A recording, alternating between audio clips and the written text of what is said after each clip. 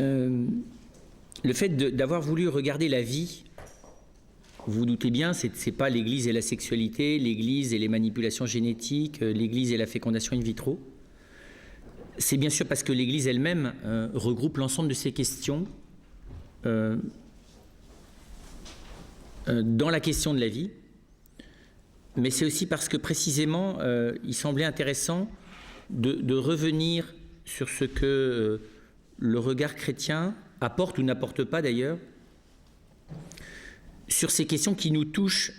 Donc je dirais, c'est à la fois une question objective, la vie, puis c'est aussi une question qui nous touche subjectivement. Vous prenez la liste, que ce soit les questions qui tournent autour de la sexualité, autour de la fécondité, autour de la fin de vie, autour des moyens thérapeutiques, on est à vif. Parce que précisément c'est vital, c'est bête à dire, mais parce que c'est vital, ça touche des choses vitales. Et donc, si vous voulez, ça nous affecte plus que de savoir ce que l'Église pense du capitalisme libéral, de la vie éternelle des animaux, ou même de la résurrection des corps. À tort, d'ailleurs. À tort, c'est bien plus important la résurrection des corps, c'est d'ailleurs la solution à tous nos problèmes vitaux. Et donc on a choisi de les rassembler. Et la première chose qu'on peut observer, c'est que l'attitude de l'Église par rapport à ça apparaît contrastée et même apparemment contradictoire. Et moi, je n'ai pas vu d'auteur critique qui arrive à faire la synthèse de cette contradiction apparente qu'il y a dans l'Église. D'un côté, la vie semble moralisée par l'Église, par rapport à la sexualité, par rapport même à la fécondité. Elle va dire ce qui lui semble juste et pas juste. Je dirais, les catégories du bien et du mal vont apparaître. Et donc, l'Église semble là, comment vous dire ça, soumettre la vie à la morale. Et vous voyez, et considérer que la vie, elle n'est bonne que si elle est morale. Et que la vie, par exemple la vie sexuelle, si elle n'est pas morale, elle n'est pas bonne. Et j'allais dire, ça donne une image de l'Église, mais cette image, je dirais, elle interroge à cause du fondement, elle n'est pas purement imaginative. Une image de l'Église, j'allais dire, qui a peur de la vie. Il y a plein de gens qui pensent que l'Église, elle a peur de la vie, elle la cadre, elle la surveille, elle veut la contrôler. Et au fond, elle n'est pas bienveillante, quoi. Vous voyez, on va dire, le catholique, il est coincé, quoi. Vous voyez, je veux dire, il est coincé sur tous ces problèmes-là. Et ça dit bien ce que ça dit, c'est-à-dire que la vie, il la réprime en lui, quoi. Parce qu'il faut qu'il la plie à l'exigence morale qu'il pense être bonne. Alors évidemment, on a l'arrière-fond un peu caricatural, il faut quand même l'avouer, de la formation puritaine, janséniste, qui a quand même traversé l'Église dans son ensemble, d'ailleurs, du XVIIe au XXe siècle. Mais voilà, c'est le premier regard. Et puis, inversement, et ça c'est un débat plus récent, vous avez des gens qui disent, oui, mais l'Église, elle sacralise la vie. Et elle sacralise la nature. Il faut absolument respecter la nature. Il faut que les méthodes de fécondation soient naturelles.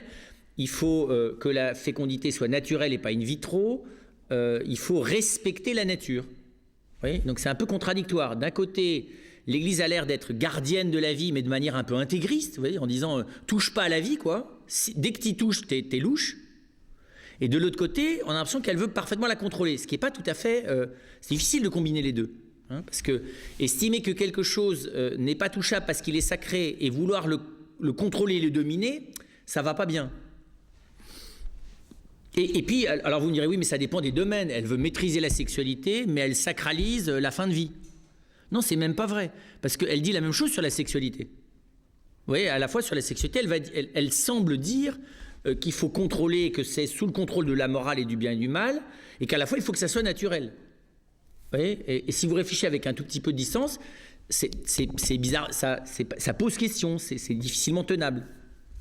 Vous avez des gens qui sont des écologistes profonds, ou ce qu'on appelle la deep ecology, c'est-à-dire pour lequel la vie, elle est sacrée, c'est-à-dire que de toute façon, tout ce qui est technologique par rapport à ça, c'est dangereux, et l'humain est sans doute le phénomène vital le plus malsain que la création ait jamais inventé. Et dans lesquels, voilà, il y a un droit des cailloux, il y a un droit des arbres, il y a un droit évidemment des animaux, et il y a un droit sous contrôle des humains. Et donc là, il y a une vraie sacralisation, presque païenne, oui, qui est même plus païenne que païenne, parce que là, le paganisme ne sacralise pas tant la nature que ça, même l'animisme africain, contrairement à ce qu'on imagine. Et donc on pourrait dire, voilà, là il y a une... S'il s'agit de respecter la vie dans toute sa forme, on va rencontrer des formes de respect de la vie qui vont paraître à l'Église pas morales. D'accord ? Et inversement, il y a des formes de contrôle. Parce qu'on est aujourd'hui dans un monde qui est obsédé par le contrôle de la vie. Est-ce que ce contrôle de la vie, il est moral ou il n'est pas moral? C'est une grande question. Est-ce qu'aujourd'hui, nous sommes dans une société de liberté, de tolérance à l'égard de la vie, ou bien est-ce qu'on est dans une société de super contrôle de la vie? Et du coup, c'est intéressant parce qu'en fait, on est aussi contradictoire que l'Église dans le monde contemporain.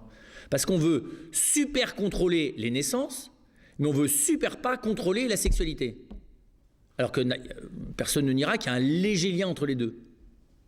Ouais, donc c'est très bizarre, on retrouve, et c'est ça qui m'intéresse, les mêmes travers de sacralisation du vital, je dirais quand ça nous arrange, et de contrôle du vital quand ça nous arrange aussi. Donc on est dans les mêmes, vous voyez, on est dans un monde, j'allais dire, qui renvoie la même contradiction que celle qu'on voit dans l'Église. En tout cas, ce qui semble commun de l'extérieur, ce qui pose question, c'est, et pour moi c'est là que le philosophe ou le chrétien doit commencer par réagir, à la fois on va le voir de manière critique et positive, c'est que ça soit le monde contemporain occidental, ou que ça soit l'Église, on va dire dans ce cas-là de caricatural, dans les deux cas, il semble qu'ils aient peur de la vie. Et pour moi c'est ça la première question. Et c'est normal, et du coup on comprend, parce qu'on peut avoir peur de quelque chose de sacré, et on peut avoir peur de ce qu'on ne contrôle pas.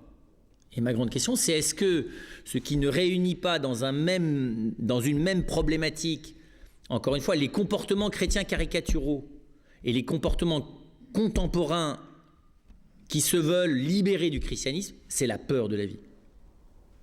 Et c'est là-dessus que je voudrais commencer par travailler. Ça, c'est indéniable. Aujourd'hui, une naissance non programmée, c'est une gigantesque catastrophe.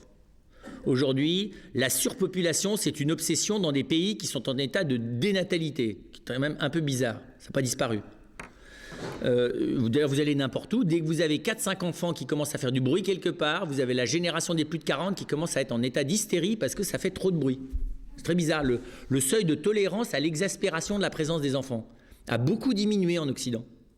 Vous avez même des gens à 30 ans, c'est déjà des petits vieux hystériques, comme d'autres pouvaient l'être à 50, vous voyez, ça, ne pas supporter qu'un enfant fasse le bazar, qui crie, qui hurle d'ailleurs, parce que ça hurle aussi les enfants. Que la vie, ça soit excessif, pas régulable. Parce que c'est très bizarre là aussi. La même génération, je parle des plus de 40 dont je fais partie, voulait à la fois une éducation plutôt libérale et en même temps ne supporte pas quand la vie déborde, qu'elle est excessive, anarchique, qu'elle flanque le bazar, la contestation. Vous voyez, c'est très bizarre que les mêmes qui sont pour la liberté de l'enfant ne supportent pas d'être contestés toute la journée, ce qui est un peu contradictoire. Et donc, et c'est ça qui pose question. C'est, je ne veux pas le faire là, mais une analyse de la raison. Pourquoi l'Occident en vient dans ses travers? Et je pense que c'est très propre à l'Occident. L'Afrique n'a pas peur de la vie. L'Inde n'a pas peur de la vie. La Chine a peur de la vie pour des raisons qui sont celles de l'analyse scientifique occidentale des risques démographiques. Du coup, d'ailleurs, la Chine, dans son ensemble, est rentrée, comme l'Occident, dans une peur de la vie. Et c'est, je vous dis, c'est le premier lieu où là, je dois me dire que, au fond, c'est être en mauvaise santé que d'avoir peur de la vie. Puisque pourtant, la santé, c'est la vie. Et donc, je pense que pour moi, c'est de là qu'il faut partir pour essayer de creuser ce que, non seulement, on va dire, la sagesse humaine qui est présente dans l'Évangile, mais qui se retrouve à bien d'autres endroits que dans l'Évangile et dans le christianisme.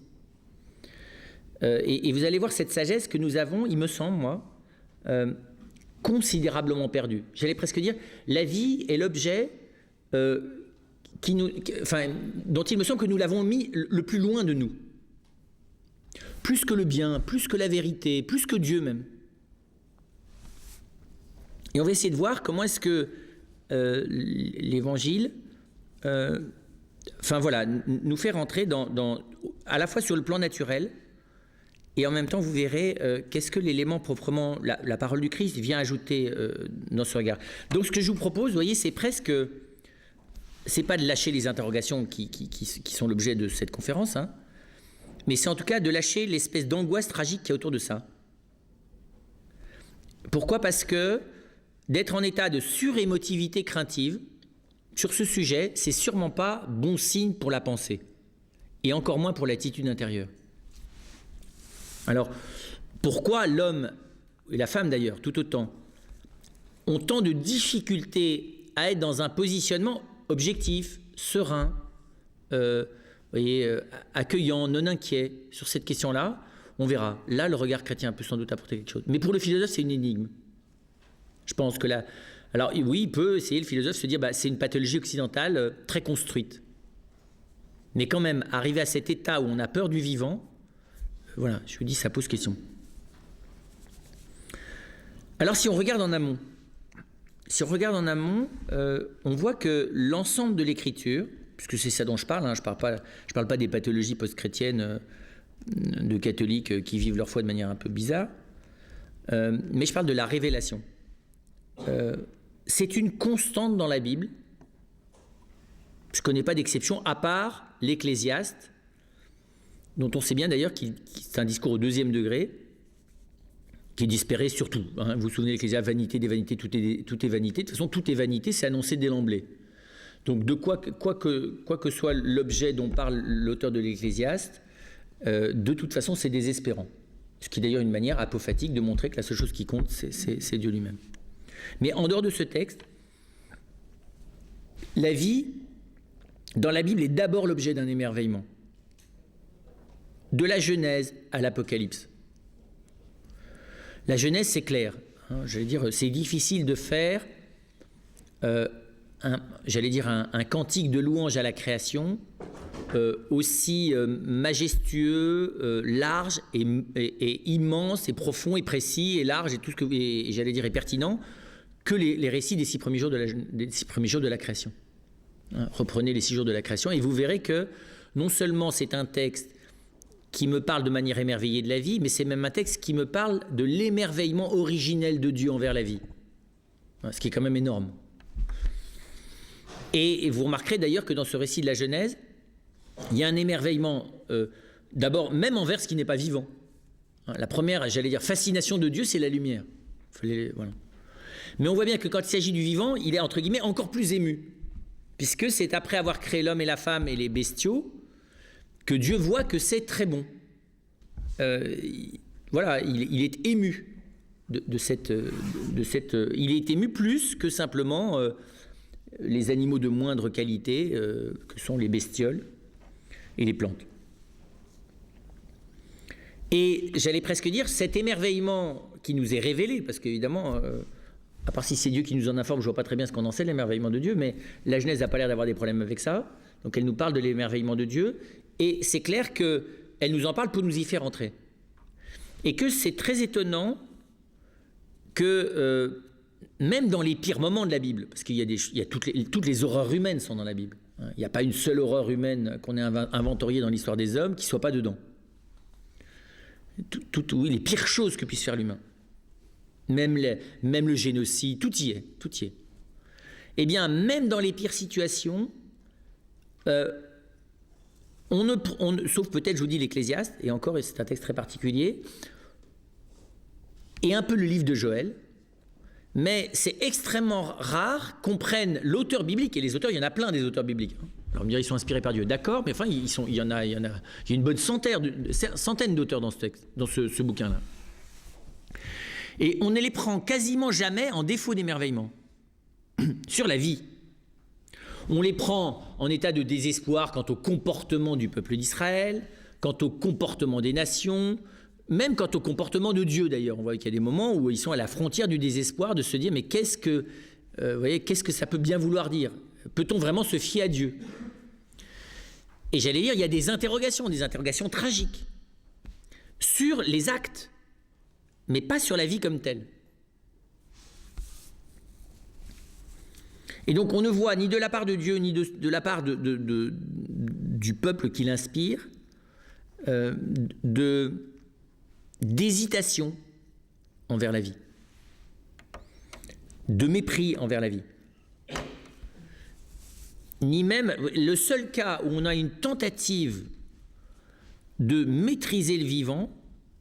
Alors, vous savez, il y a des manipulations génétiques dans la Bible. Vous n'avez pas vu?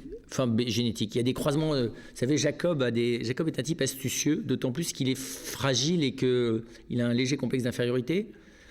Et du coup, il est embauché par son oncle Laban, qui a décidé de l'exploiter au maximum. Et il se sert du fait que Jacob est amoureux d'une de ses filles. Donc il lui dit, pour avoir ma fille, tu bosses 6 ans. C'est 6 ou 7, je sais plus. 7. Tu bosses 7 ans. Et évidemment, le soir des 7 ans, il lui met l'autre dans son lit. Il dit, maintenant tu l'as prise, tu la prends quoi? Tu n'avais qu'à savoir que c'était pas elle, donc tu rebosses 7 ans. Et Jacob, qui s'est fait avoir une fois mais pas deux, commence à trafiquer. Alors il fait s'accoupler les animaux, parce qu'il a fait un contrat avec son oncle qui fait que les animaux tachetés sont à lui et les animaux pas tachetés sont à Laban. Donc il se débrouille pour faire des reproductions, pour maximaliser la reproduction des animaux tachetés et minimaliser. Voilà. Donc, et Dieu a l'air d'avoir aucun problème avec ce truc. Rien. On ne voit pas du tout Joseph puni pour cette histoire-là. Absolument pas. Parce que quand même, je vous dis, c'est pas de la manipulation. Si, ça s'appelle de la manipulation génétique au sens pur et dur. Vous m'expliquerez comment vous pouvez appeler ça autrement. Alors, c'est pas sous pipette et microscope, mais enfin, c'est exactement ce qu'on appelle de la manipulation. C'est de la génétique, non? Et il les manipule, il se débrouille pour développer l'espèce qu'il pense devoir développer. Pour sa rentabilité en plus. Donc la sélection animale pour rentabilité économique, pas de problème. Enfin, Dieu ne semble pas qu'il y ait de problème. Et on voit bien, le seul cas où on a une tentative de maîtrise, c'est le recensement. David, à un moment donné, veut recenser le peuple d'Israël. Alors là, ça se passe très, très, très, très mal pour lui. Dieu lui donne au choix 3 punitions possibles, plus pires les unes que les autres, et il faut qu'il choisisse. C'est ou son peuple qui prend, ou sa famille. Et donc là, on voit, c'est très impressionnant, le fait que le désir de contrôler, vous voyez, ce n'est pas un contrôle de la vie très poussé, le recensement. Comprenez, si tous les peuples étaient punis, comme le sont punis, le peuple d'Israël, chaque fois qu'ils font un recensement, je ne vous dis pas l'état de la France. Et c'est très clair, c'est que David a voulu tout simplement mettre la main sur le peuple. Se considérer comme détenteur de ces humains comme on l'est d'un troupeau. Et donc ça, c'est la première chose. La deuxième chose, c'est qu'on voit dans la Bible, alors c'est vrai dans l'Évangile, hein, c'est même vrai dans les écrits du Nouveau Testament, et cet émerveillement, il est vrai jusque dans l'Apocalypse.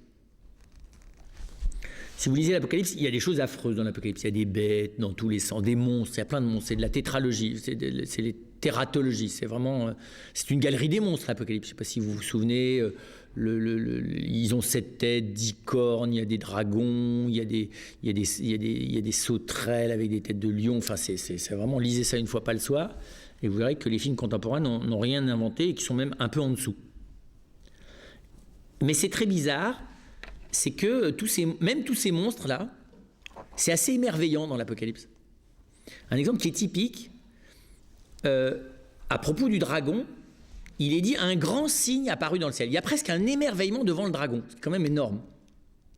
Oui, nous on aurait dit un abominable, un affreux, moche, méchant et abominable et immoral et pervers dragon apparu dans le ciel, pas du tout. Un grand signe apparu dans le ciel. Un dragon roucheux. Et c'est la même expression que quand il s'agit de la femme. Et donc c'est très significatif de voir que, comment vous dire ça, même quand la vie est le lieu d'action malfaisante, elle est encore l'objet d'émerveillement comme vie. La vie est presque prodigieuse. Oui, c'est très impressionnant de voir que l'Apocalypse arrive à contempler le prodige qu'est la vie, jusque dans les dragons, les bêtes de la mer, les bêtes de la terre, enfin tout plein de choses vraiment, vraiment pas belles, quoi. Sans parler de la prostituée fameuse. La grande Babylone, là, qui est une prostituée, c'est la même chose, elle est admirable. Elle n'est pas du tout traitée de manière telle qu'elle vous dégoûte. Vous savez, vous avez des films où les méchants c'est les films pour enfants, vous savez, où le méchant, il est abominable, absolument abominable. On comprend tout à fait qu'il n'y a rien pour le sauver. Puis vous avez les films pour adultes ou au contraire.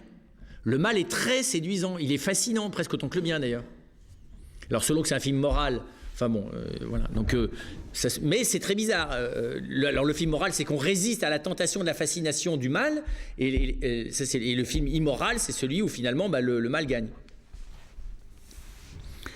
Mais c'est très frappant, la prostituée fameuse de l'Apocalypse et la Babylone, elle a quelque chose de fascinant. Elle est vivante de manière tordue, malsaine. Elle boit le sang des martyrs, elle est complètement perverse. Mais elle est vivante. Et il me semble, alors, vous allez me dire, il n'y a peut-être pas de quoi faire tout un plat autour de ça, hein, j'allais dire, cet émerveillement, il est celui de toutes les sociétés traditionnelles. Hein.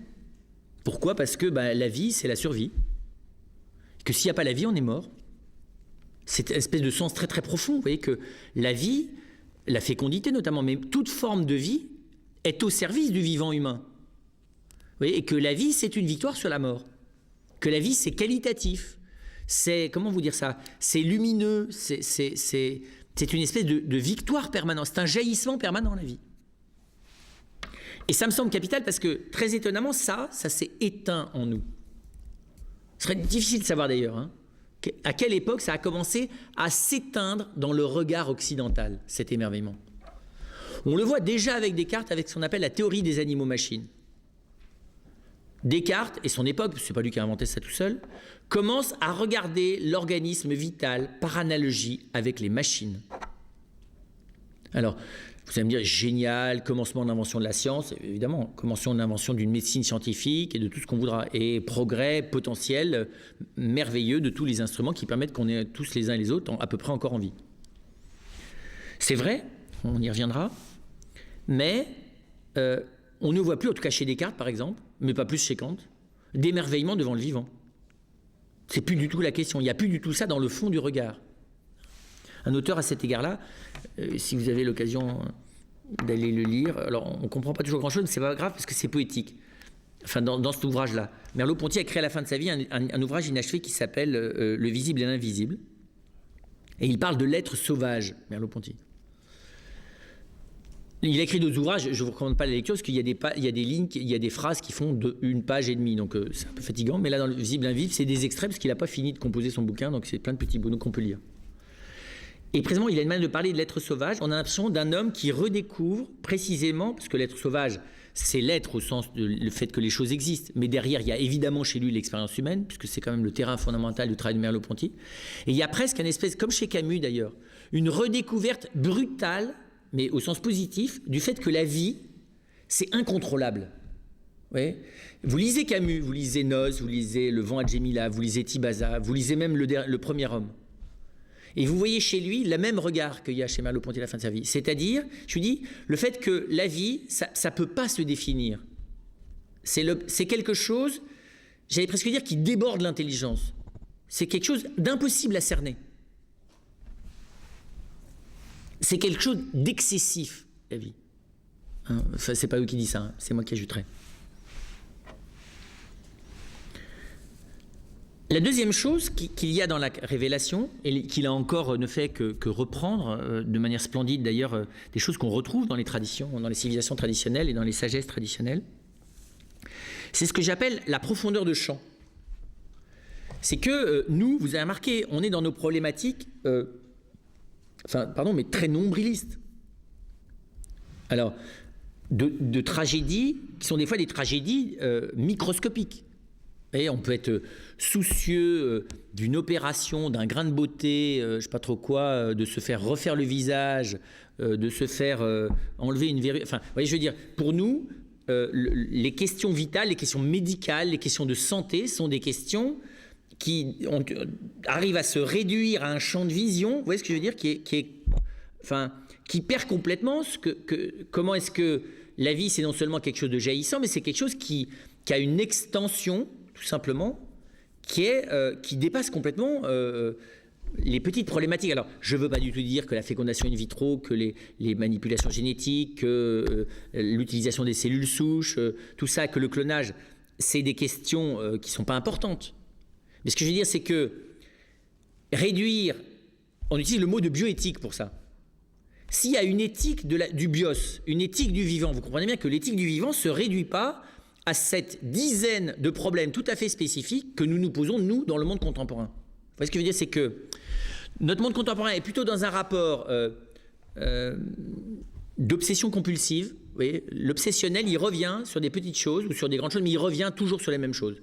Et il a un mal fou, le propre de l'obsessionnel, c'est qu'il a un mal fou à resituer sa problématique dans l'ensemble du réel.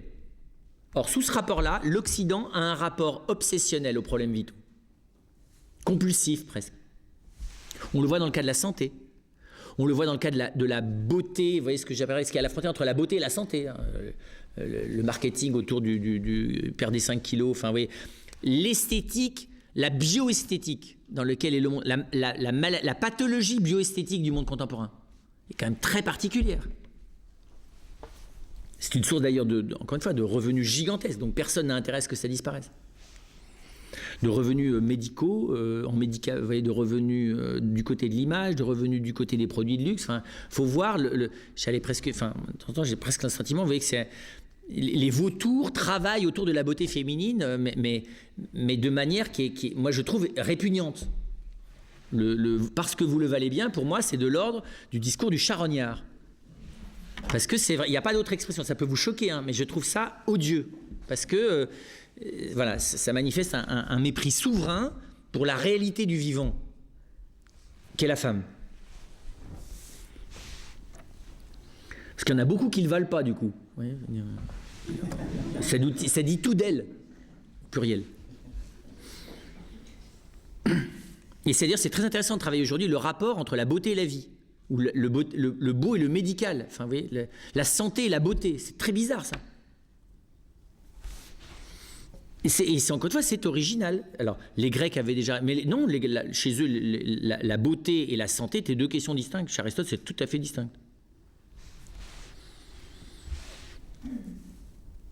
Et donc, cette profondeur de champ, c'est quoi ?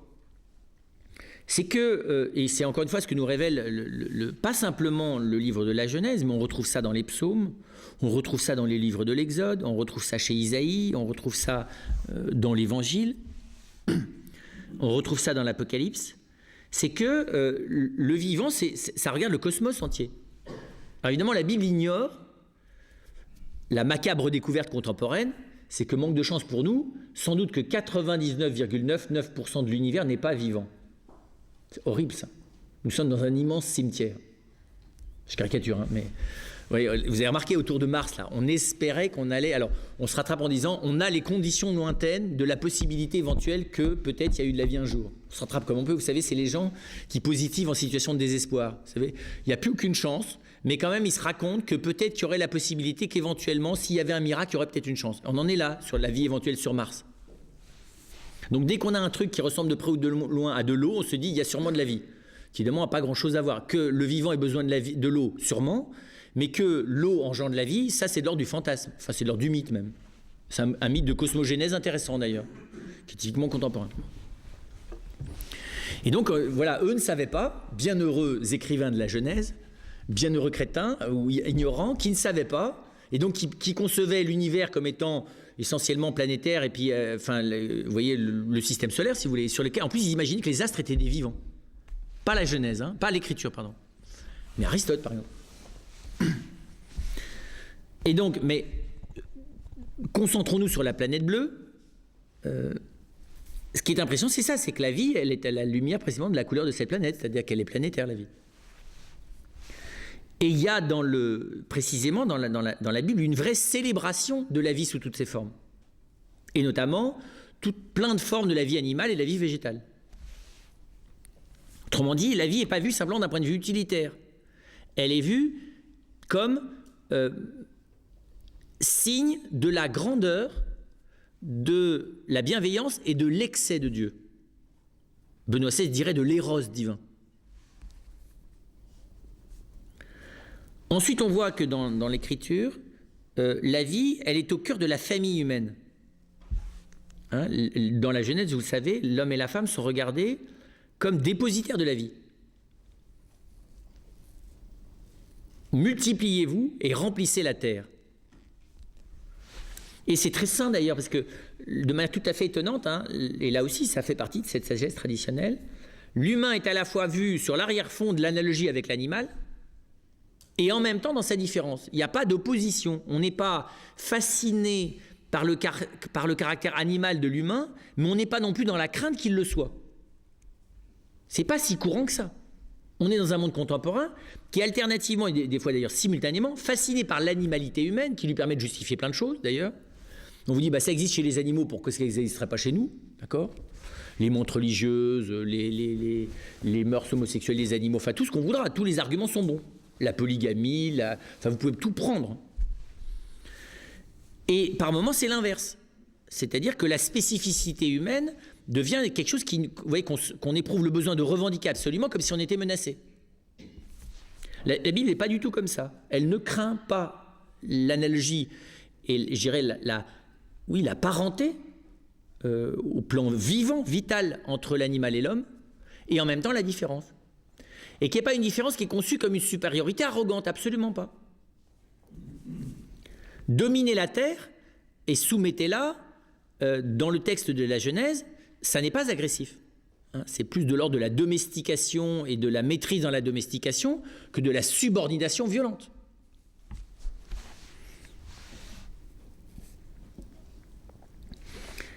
Et puis, plus concrètement encore, la Bible, et la tradition juive d'ailleurs l'a gardée de manière très forte, la vie, elle est confiée à l'homme.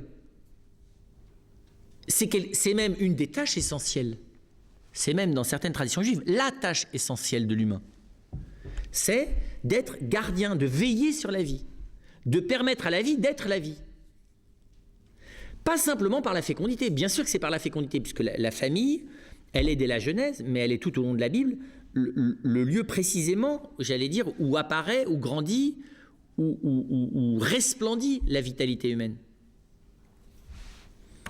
Et donc là aussi, il n'y a pas, dans la Bible ne manifeste aucune obsession sur la problématique du lien entre la sexualité et la fécondité. C'est pas du tout une problématique biblique, ça.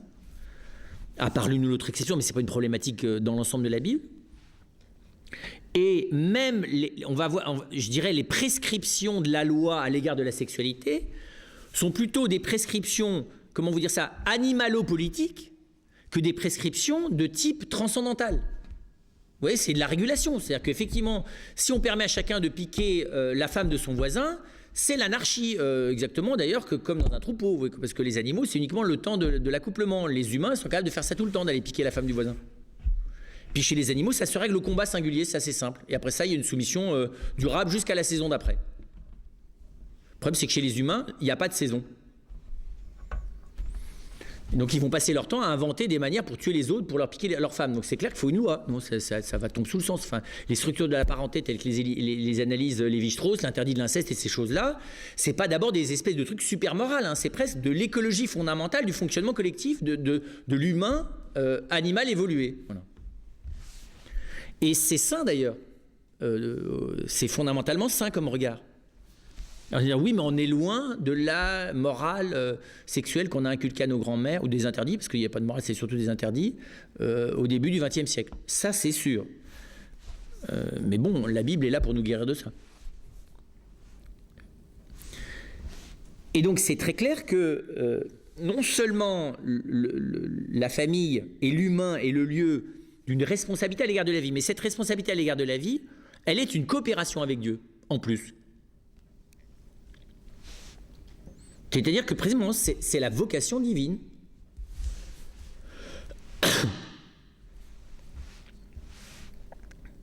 Multipliez-vous et emplissez la terre. Alors emplir, c'est pas remplir, il s'agit pas, c'est pas les lapins. Remplir, c'est occuper, c'est-à-dire maximaliser. On dirait ça aujourd'hui, la Bible est plus charmante, mais maximaliser l'usage intelligent de ce royaume naturel qu'est la terre, au service de cet événement absolument hallucinant qui est l'apparition d'un vivant simultanément par le don de Dieu et l'action humaine.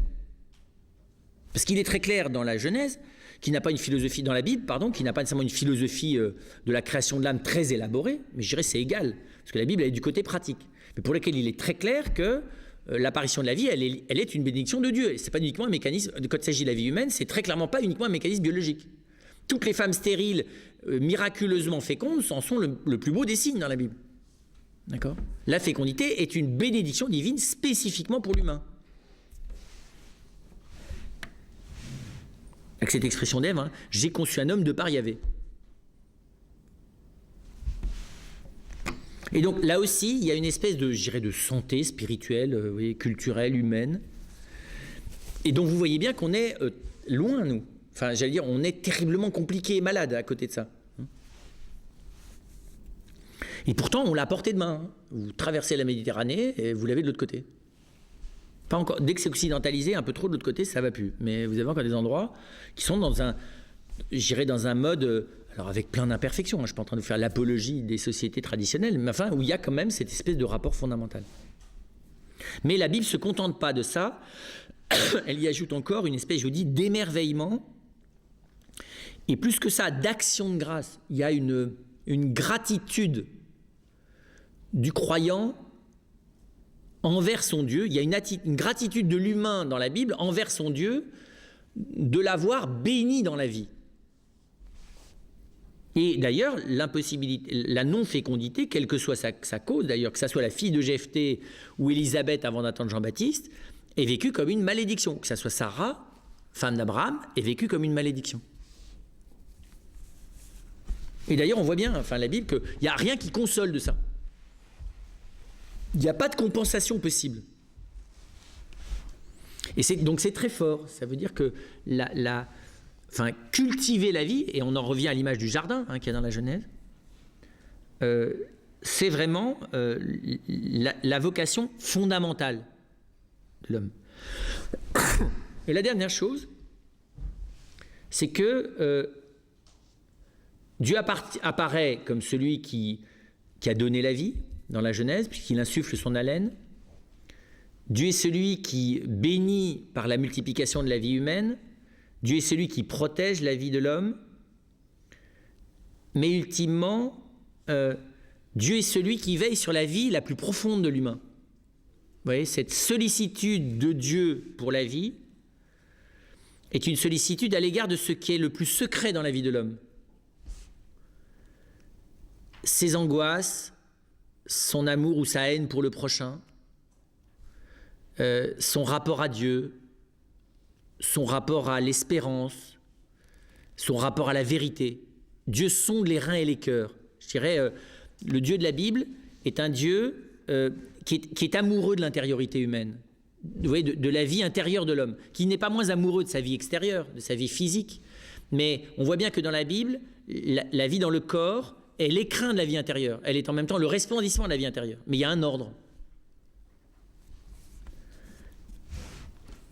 Si vous voulez, Dieu n'est pas un promoteur de la vie sauvage. Vous voyez, c'est pas la néo-écologie, c'est pas Koh-Lanta. Vous voyez ce que je veux dire, l'idéal de Dieu, le problématique de Dieu, c'est pas de faire qu'on vit dans une vie harmonieuse, avec des bonnes organisations sociales, une vie super cool, enfin, comme Utopia de Thomas More, vous voyez, une super organisation. Manifestement, c'est pas du tout ça le programme. Comment vous dire ça? Il ne propose pas à Abraham une organisation sociale harmonieuse, pas du tout. C'est le bazar nomadique. Okay.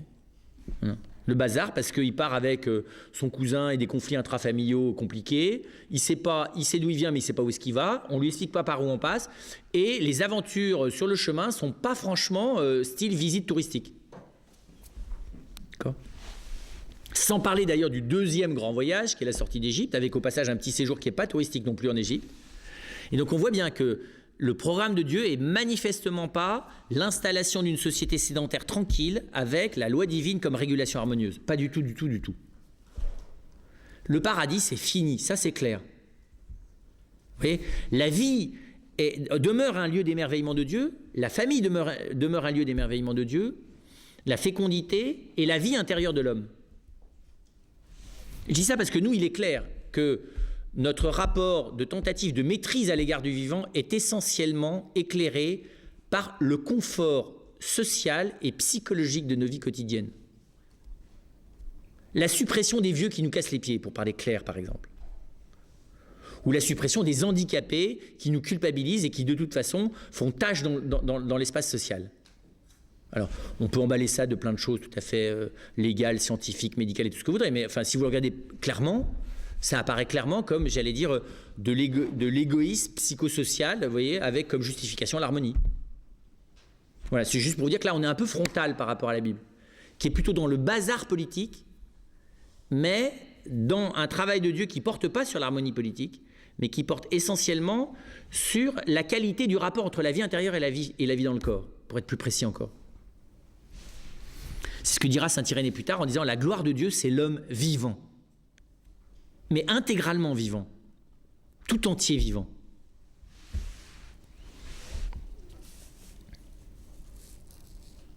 Alors, c'est sans doute parce que la Genèse nous rappelle que les deux tentatives d'organisation collective de l'humain ne sont pas très favorables à la vie.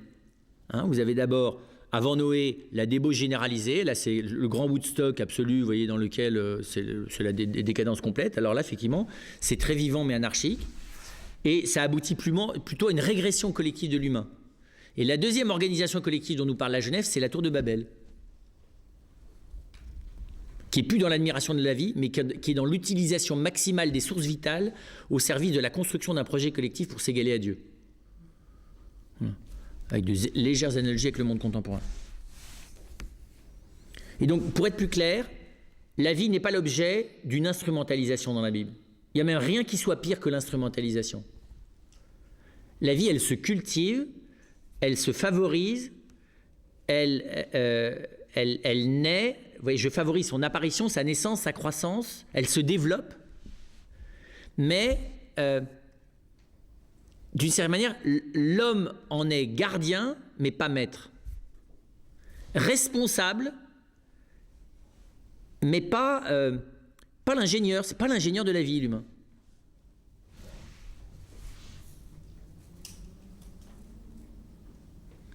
Alors, plus profondément, si on essaie de regarder le regard de sagesse, je vous disais tout à l'heure, la vocation humaine est d'être jardinier.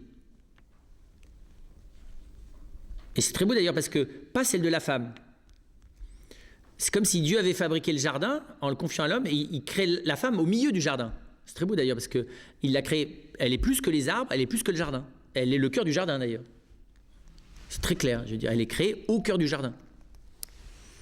Et Dieu, d'ailleurs, a l'air d'accorder, si vous lisez le texte, plus d'importance encore à la création de la femme qu'à la création des arbres, y compris celui de la connaissance du bien et du mal, et y compris celui de l'immortalité, ce qui est quand même pas mal. Plus que les animaux. Enfin, il y a un ordre là-dedans. Et évidemment, pas que, mais c'est en grande partie parce que la Bible la regarde précisément comme celle qui est le lieu de la vie. Elle se confond presque avec la vie. Pas tout à fait, C'est pas Ève n'est pas une déesse, mais précisément puisqu'elle est relative à l'homme. Et sa relativité à l'homme est un signe de sa relativité à Dieu dans l'ordre de la vie. Mais tout est déjà là, et on voit bien que la grande tentation de la femme, c'est précisément de s'arroger sa primauté dans l'ordre de la vie, en dégageant l'homme qui l'a déçu, on comprend d'ailleurs, et en estimant qu'au fond, elle est le lieu divin fondamental, et en demandant à l'homme d'être comme elle rêverait que Dieu soit, c'est-à-dire au service de sa propre fécondité, maternité, comme centre du monde, pour faire court. Donc, je dirais, le matriarcat métaphysico-religieux sous-jacent à ce que nous montre la Genèse, c'est-à-dire la tentation que la femme devienne la propriétaire de la vie. Alors qu'on voit bien que l'homme a un rapport à la vie qui est autre, qui est le rapport au jardin. Et le rapport à la femme. Vous voyez, je dirais, comment vous dire ça ? L'homme, il est relatif au vivant. La femme, elle est le lieu de la vie, c'est pas pareil. Donc elle n'est pas relative, puisqu'elle coïncide presque avec la vie, ce qui n'est pas pareil. Ce qui est pas facile. Dans les deux cas, c'est pas facile à vivre. Parce que l'homme rappelle à la femme que même elle est relative, et lui doit apprendre d'elle ce que c'est que la vie dans sa plénitude, parce que lui il veut bien la gérer, cultiver les tomates, les carottes, à la limite s'occuper des enfants comme on s'occupe des animaux, ça, il n'y a pas de problème. Mais commencer à devenir, par sa personne même, relatif à la vie elle-même, en s'attachant à sa femme, vous voyez, ça, c'est pas tout à fait son... Enfin, après le péché, c'est plus tout à fait son truc. Bon, je ne vais pas le développer, mais il y a là-dessus une espèce d'anthropologie différenciée entre l'homme et la femme dans leur rapport au vivant. On le revoit d'ailleurs après la chute, puisque l'épreuve de la femme, c'est plus exactement, c'est l'attachement à l'enfant. Et donc la souffrance dans le fait de donner la vie, qu'elle n'arrive pas à se détacher de celui auquel elle donne la vie. C'est ça la souffrance de l'enfantement. D'accord ? C'est pas uniquement une problématique technique d'une souffrance physique, c'est une souffrance psychique, morale, spirituelle. L'homme, non. On aurait pu dire à l'homme, tu enfanteras dans la douleur. Beaucoup de pères pourraient dire aujourd'hui, c'est ce qui se passe. Non, lui, c'est le travail. Voilà, mais ce n'est pas directement l'objet de notre travail d'aujourd'hui. Donc c'est la première chose, ils sont gardiens, chacun à leur manière. J'allais dire la femme comme jardin, l'homme comme jardinier, si vous voulez, pour faire des métaphores rapides. La deuxième chose, c'est que la deuxième regard de sagesse, au-delà de cet émerveillement premier, de cette largeur de vue, de cette magnanimité, on va dire, de ce regard contemplatif sur la manière dont la vie excède les petites problématiques vitales dans lesquelles nous sommes. La deuxième chose qu'il y a, c'est cette manière dont la vie, encore une fois, est remise entre les mains des hommes. Et que, au fond, l'essentiel de la solidarité entre les personnes tourne autour de faire fructifier cette bénédiction de Dieu qu'est la vie. L'organisation sociale, elle a pour finalité dans la Bible le développement de la vie. L'organisation sociale n'a pas pour but la création d'un grand projet de civilisation. C'est ce qui est exaspérant d'ailleurs. Le peuple d'Israël s'invente de temps en temps des missions planétaires. Enfin, pas tout à fait planétaires, vous voyez, mais s'invente des... Alors qu'en fait, sa vocation, c'est... j'allais dire, de vivre de Dieu dans l'espace familial, qui est l'espace de la vie.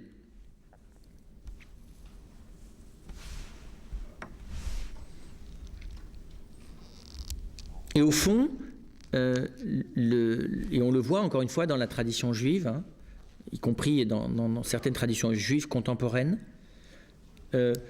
toute la communauté humaine n'est respectueuse de la loi divine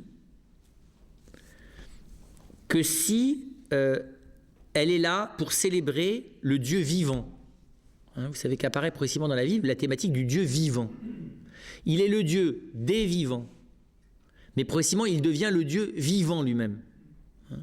Et c'est très, paradoxalement, original de voir la manière dont la Bible va attribuer à Dieu la vie elle-même, la vie même. Et c'est très grand de voir que la révélation progresse précisément dans cette révélation de ce que c'est que d'être vivant pour Dieu. Et donc, j'allais presque dire, l'émerveillement devant le vivant se déplace en émerveillement envers Dieu. Comme je m'émerveille, comme la Bible cultive l'émerveillement devant la grandeur, la surabondance, l'excès et la diversité du vivant, la Bible m'apprend à partir de ça pour m'émerveiller devant la magnanimité, la bienveillance, la miséricorde et la compassion divine. Et donc, si vous voulez, tout simplement, la vie est l'icône, j'allais presque dire, c'est le chemin naturel de la révélation du mystère même de Dieu. Vous voyez, nous on est, comment vous dire ça ? Si vous lisez attentivement l'Ancien Testament, nous on est très sensibles aux métaphores qui nous parlent de Dieu sous la forme du chef, de la puissance, enfin, voyez, parce que évidemment on est attiré par ce qui nous ressemble à nos pathologies. Or, bien sûr que Dieu par moments apparaît comme le chef, le tout-puissant et tout ce que vous voudrez. Mais si vous lisez attentivement la Bible, les attributs de Dieu comme vivant sont beaucoup plus centraux et essentiels que les attributs politiques. Alors que nous, les attributs politiques, ou les attributs, nous on a des métaphores plutôt scientifico-mythologiques. Dieu c'est une grande énergie divine, c'est un grand horloger, c'est un mathématicien de génie, c'est un ingénieur superbe. Pas un plombier, mais enfin bon. C'est un super biologiste, on a des métaphores scientifiques, nous. Alors que la Bible n'est pas, encore une fois, d'abord dans les métaphores politiques, elle est d'abord dans les métaphores vitales. Ce qui veut dire qu'au fond, j'allais presque dire, la vie est le lieu où l'expérience de la vie est celle par laquelle Dieu conduit ses enfants et son peuple au secret qui est le sien, à sa vie secrète qui est la sienne. Et c'est déjà vrai dans l'Ancien Testament, et c'est évidemment éminemment vrai dans le Christ, puisque le Christ, il est le vivant. Enfin, vous lisez l'Évangile, rien n'est plus frappant que la vitalité du Christ. Vous voyez, j'allais presque dire, on est tous des gens en voie d'extinction à côté de lui. Enfin, je ne sais pas comment expliquer ça. On est tous asthmatiques, déjà vieillards à 15 ans. Enfin, on voit bien l'évangile, autant l'évangile ne nous donne pas beaucoup la personnalité psychologique du Christ, là, zéro. Impossible de cerner la psychologie du Christ. Par contre, il n'y a pas une seule chose en lui qui ne soit pas en vie. Les passions, le corps, l'intelligence, la volonté, tout est en vie. L'inventivité, la créativité, la miséricorde, la colère, toutes les formes de la vie sont présentes en lui.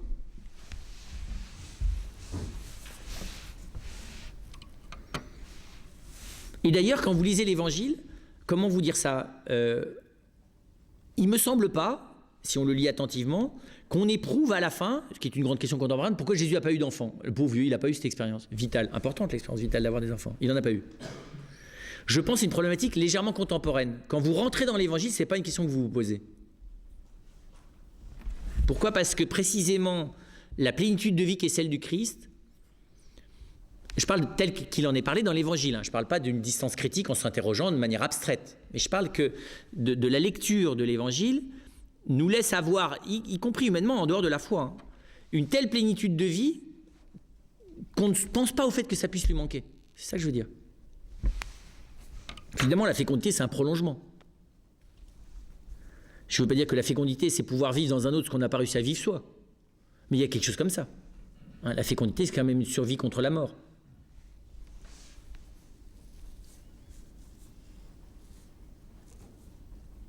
Une plénitude de vie appelle des sous-produits, mais pas un prolongement de soi. Non. Ce qui est parfait n'a pas de semblable. Il a des... Voilà, il peut créer moins que lui, mais il ne peut pas créer la même chose que lui. C'est propre de l'être parfait. Et donc, ce qui est très frappant, c'est ça, c'est que cette plénitude de vie du Christ, et qui est aussi ce qui marque, j'allais presque dire encore plus, les actes des apôtres jusqu'à l'Apocalypse. Pourquoi ? Parce que le Christ est ressuscité, et le Christ est ressuscité, ça veut simplement dire qu'il est entré dans une vie dont l'absolu est au-delà du mode terrestre. Ça veut rien dire d'autre. C'est ça la résurrection. C'est une vie définitive. La vie éternelle, c'est pas simplement une vie, c'est pas une vie qui dure longtemps, surtout comme la fin, surtout vers la fin, comme disait Woody Allen. C'est pas ça l'éternité. Vous voyez, une vie telle qu'en parle le ressuscité, c'est celui qui est définitivement et totalement éveillé, enfin vivant, quoi. Et c'est comme ça qu'il nous en est parlé. Ensuite, il y a une dernière précision avant de venir à la dimension proprement chrétienne. On ne voit pas que la Bible, contrairement aux témoins de Jéhovah, qui prétendent s'y rattacher d'ailleurs sur cette doctrine, ait peur du fait que la vie soit aussi remise entre les mains des hommes. Je vous dis, je prenais l'exemple de Jacob. On ne voit pas Jacob puni pour avoir maximalisé la reproduction des animaux tachetés. Et donc, le fait, et on le voit dans l'image du jardin, le fait que la technique humaine, évidemment, parce que je pense à mes questions contemporaines, la technique humaine, l'inventivité humaine, la créativité humaine, l'intelligence humaine contribuent à la maximalisation de la vie, ça pose aucun problème. Oui, la vie n'est pas quelque chose de sacré qu'il faut laisser pousser tout seul. La Bible est remplie d'arbres qu'il faut bêcher, de champs dont il faut enlever les cailloux. Enfin, vous voyez, on n'est pas dans l'apologie de la nature pure, absolument pas.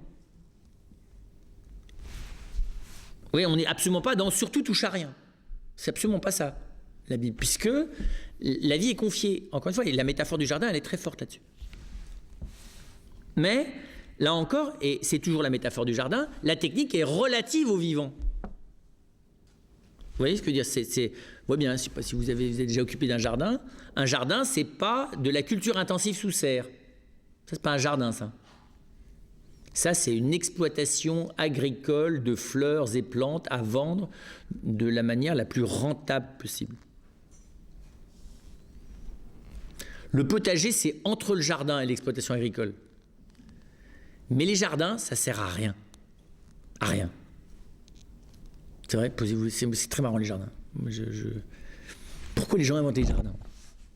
C'est pour faire joli Ça, c'est un peu méprisant. Non, c'est pas pour faire joli.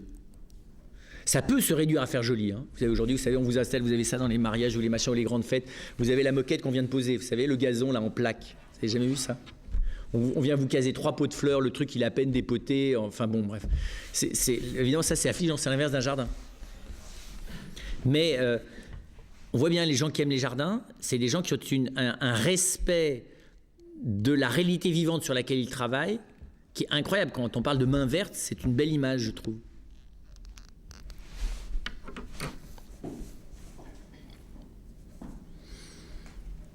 Ensuite, quand on essaie de regarder le regard du Christ à proprement parler, qui est celui-là, mais qui évidemment va plus loin.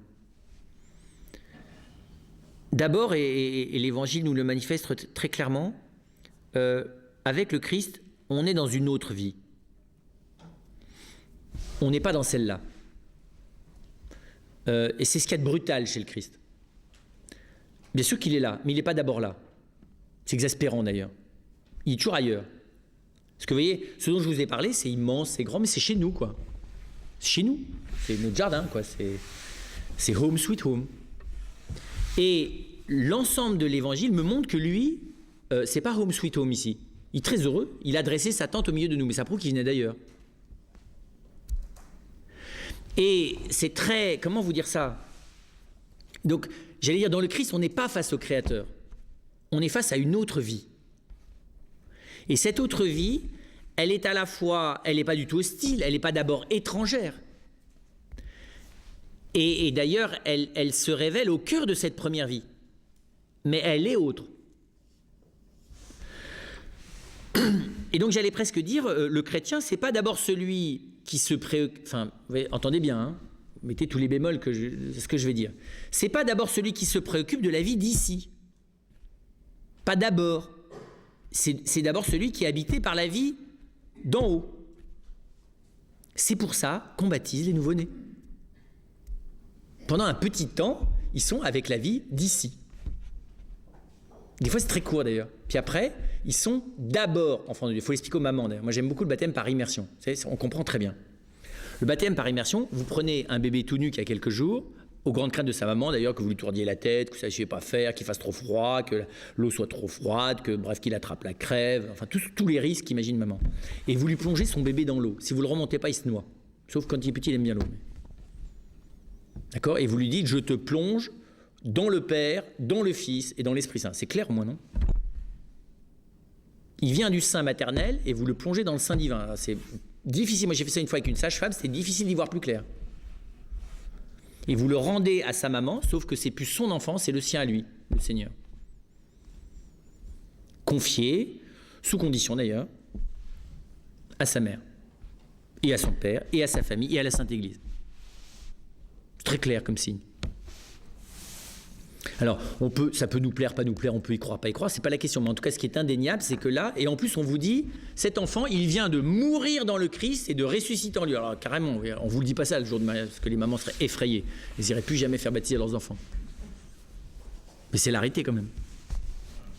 Et donc, encore une fois, cet enfant, alors vous allez me dire, oui, ça se voit pas, parce qu'il continue de hurler, il veut le biberon autant, il est casse-pied, il faut se réveiller à la même heure. Bon, tout à fait d'accord.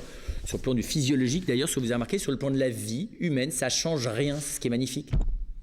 Parce que toutes les mamans rêveraient qu'il y ait un petit miracle.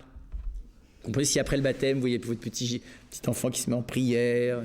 D'ailleurs, dès qu'il y a un petit sourire, il vous dit, ah bah oui, c'est l'Esprit Saint. Tout à coup, il est silencieux, vous dit, ah oui, c'est la grâce. Tous les prétextes sont bons. C'est parce que l'eau était chaude, c'est tout. Je ne dis pas que c'est pas de temps en temps la grâce. Mais là, on voit bien que c'est une vie autre. Et d'ailleurs, la foi, c'est très clairement, la foi, c'est pas de croire à des bidules sur, comment vous dire ça? La foi, ça n'a pas pour objet d'être renseigné sur des choses inaccessibles. Ou de croire à des réponses à des questions auxquelles on ne comprend rien. La foi, c'est d'accéder au plus profond de son intelligence et de son être vital à une autre vie. C'est quand même pas tout à fait pareil, non? D'ailleurs, Jésus le dit clairement à Nicodème, qui n'y comprend rien d'ailleurs, il te faut naître de nouveau. C'est assez provoquant quand vous avez, je ne sais pas quel âge j'avais, Nicodème, plus de 40 ans sans doute. D'ailleurs, il dit, et oui, ça veut dire que quand on est vieux, il faut retourner dans le sein maternel. Et donc, je n'ai pas le temps là de vous le développer, mais relisez l'Évangile et vous verrez que très clairement, Jésus annonce qu'il est venu donner une autre vie.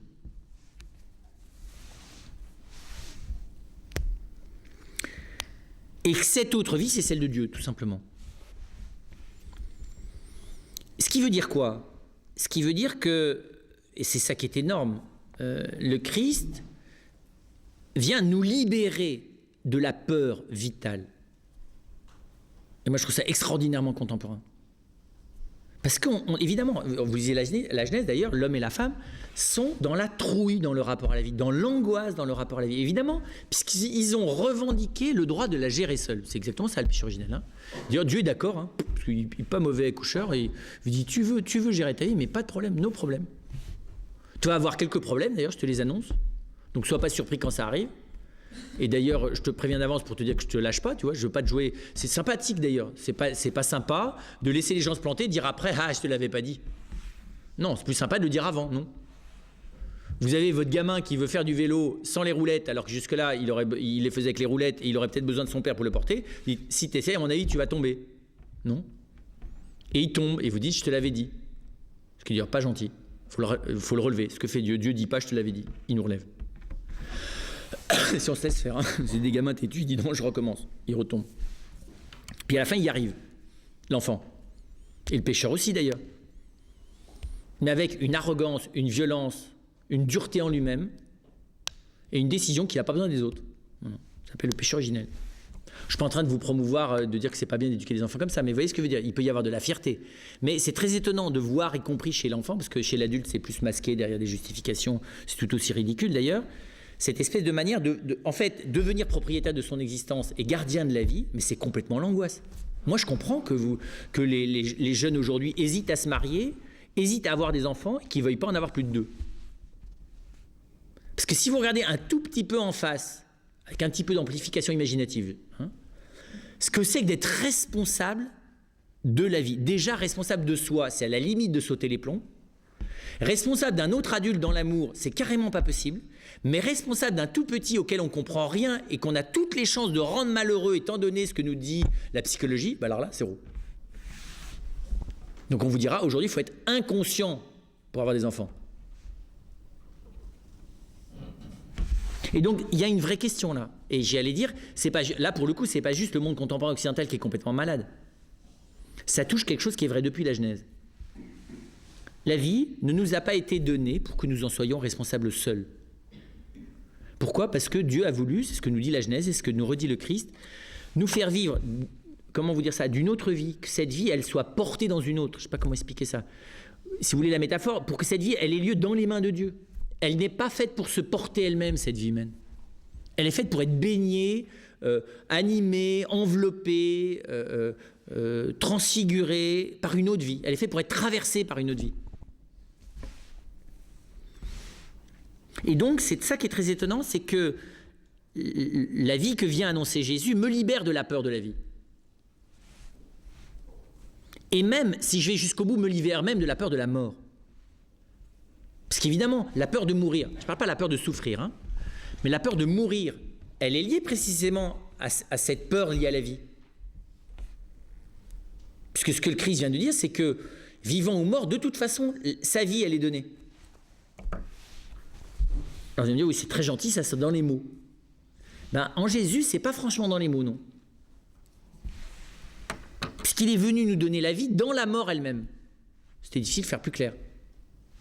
Et qu'il a vaincu la mort, en plus. Hein, il vient révéler la vie dans la blessure de son cœur, dans la mort elle-même, la vie est révélée, c'est ça la blessure du cœur du Christ. Et en plus, il vient vaincre la mort par la résurrection. Donc c'était difficile, si vous voulez, je ne sais pas comment vous dire ça, de faire plus concret, quoi. Alors vous allez me dire, on n'y croit pas, ça c'est une autre question. Ça veut dire que cette réalité, je ne me donne pas le droit de la découvrir comme vraie, pour être très précis. Cette réalité, je ne parle pas de cette vérité, cette réalité, je ne me donne pas le droit de la découvrir comme vraie. C'est-à-dire que je ne me donne pas le droit d'expérimenter cette vie nouvelle. C'est dommage quand même. Au moins l'essai. Mais ça ne marche pas l'essai. Ça ne marche qu'avec des chèques en blanc.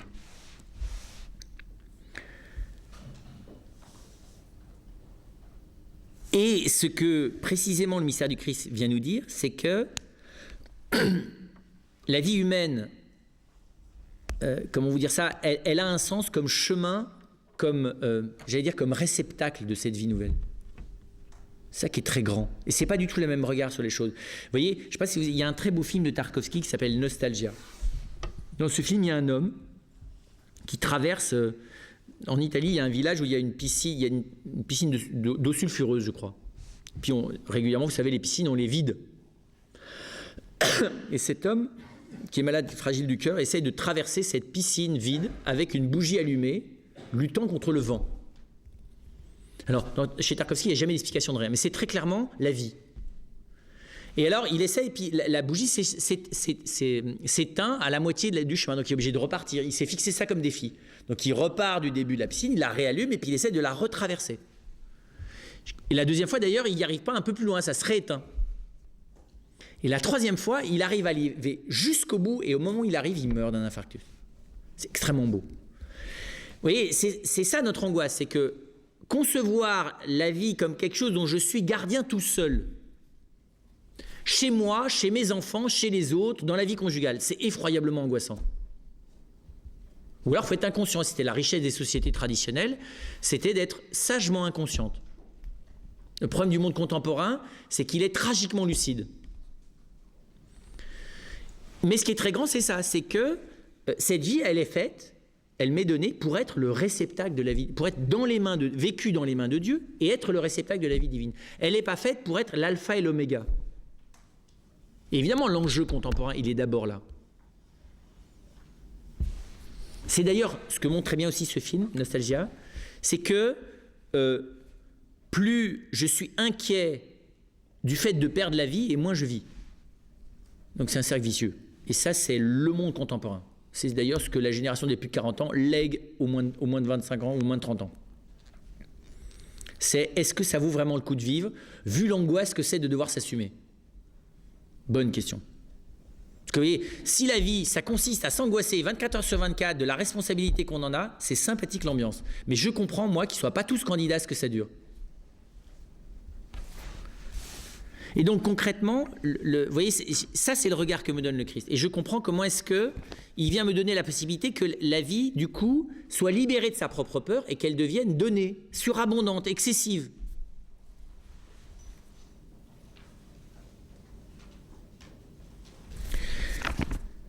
Le troisième élément, donc, c'est une autre vie. C'est une vie qui vient me libérer de la peur et de la crainte, qui vient me permettre d'ailleurs que ma vie humaine elle-même respire complètement, je dirais d'une certaine manière. Mais en plus, c'est une vie qui vient vaincre les logiques de mort. Donc c'est une vie, comment vous dire ça ? C'est un combat, cette vie. C'est pas juste un don, c'est un don qui est reçu dans un combat. D'accord ? La passion, c'est pas juste de la réception par récitation d'un mantra de la vie divine. Ça, c'est clair. D'accord ? C'est le massacre attentif et systématique d'un innocent, et comme bouc émissaire. Et donc on voit bien que, là aussi c'est ce qui est très grand, cette autre vie que vient donner le Christ, elle fait face à la non-vie. Et la non-vie, c'est la mort. Et c'est très fort de voir que déjà dans la Bible, et là je trouve que de manière extrêmement forte, c'est la manière dont Jean-Paul II a complètement, comment on vous dit ça, réactualisé quelque chose de la Bible dans le regard qu'il avait sur le monde contemporain. C'est de dire au fond, le péché c'est la mort, et la mort c'est ça le péché. Je m'explique.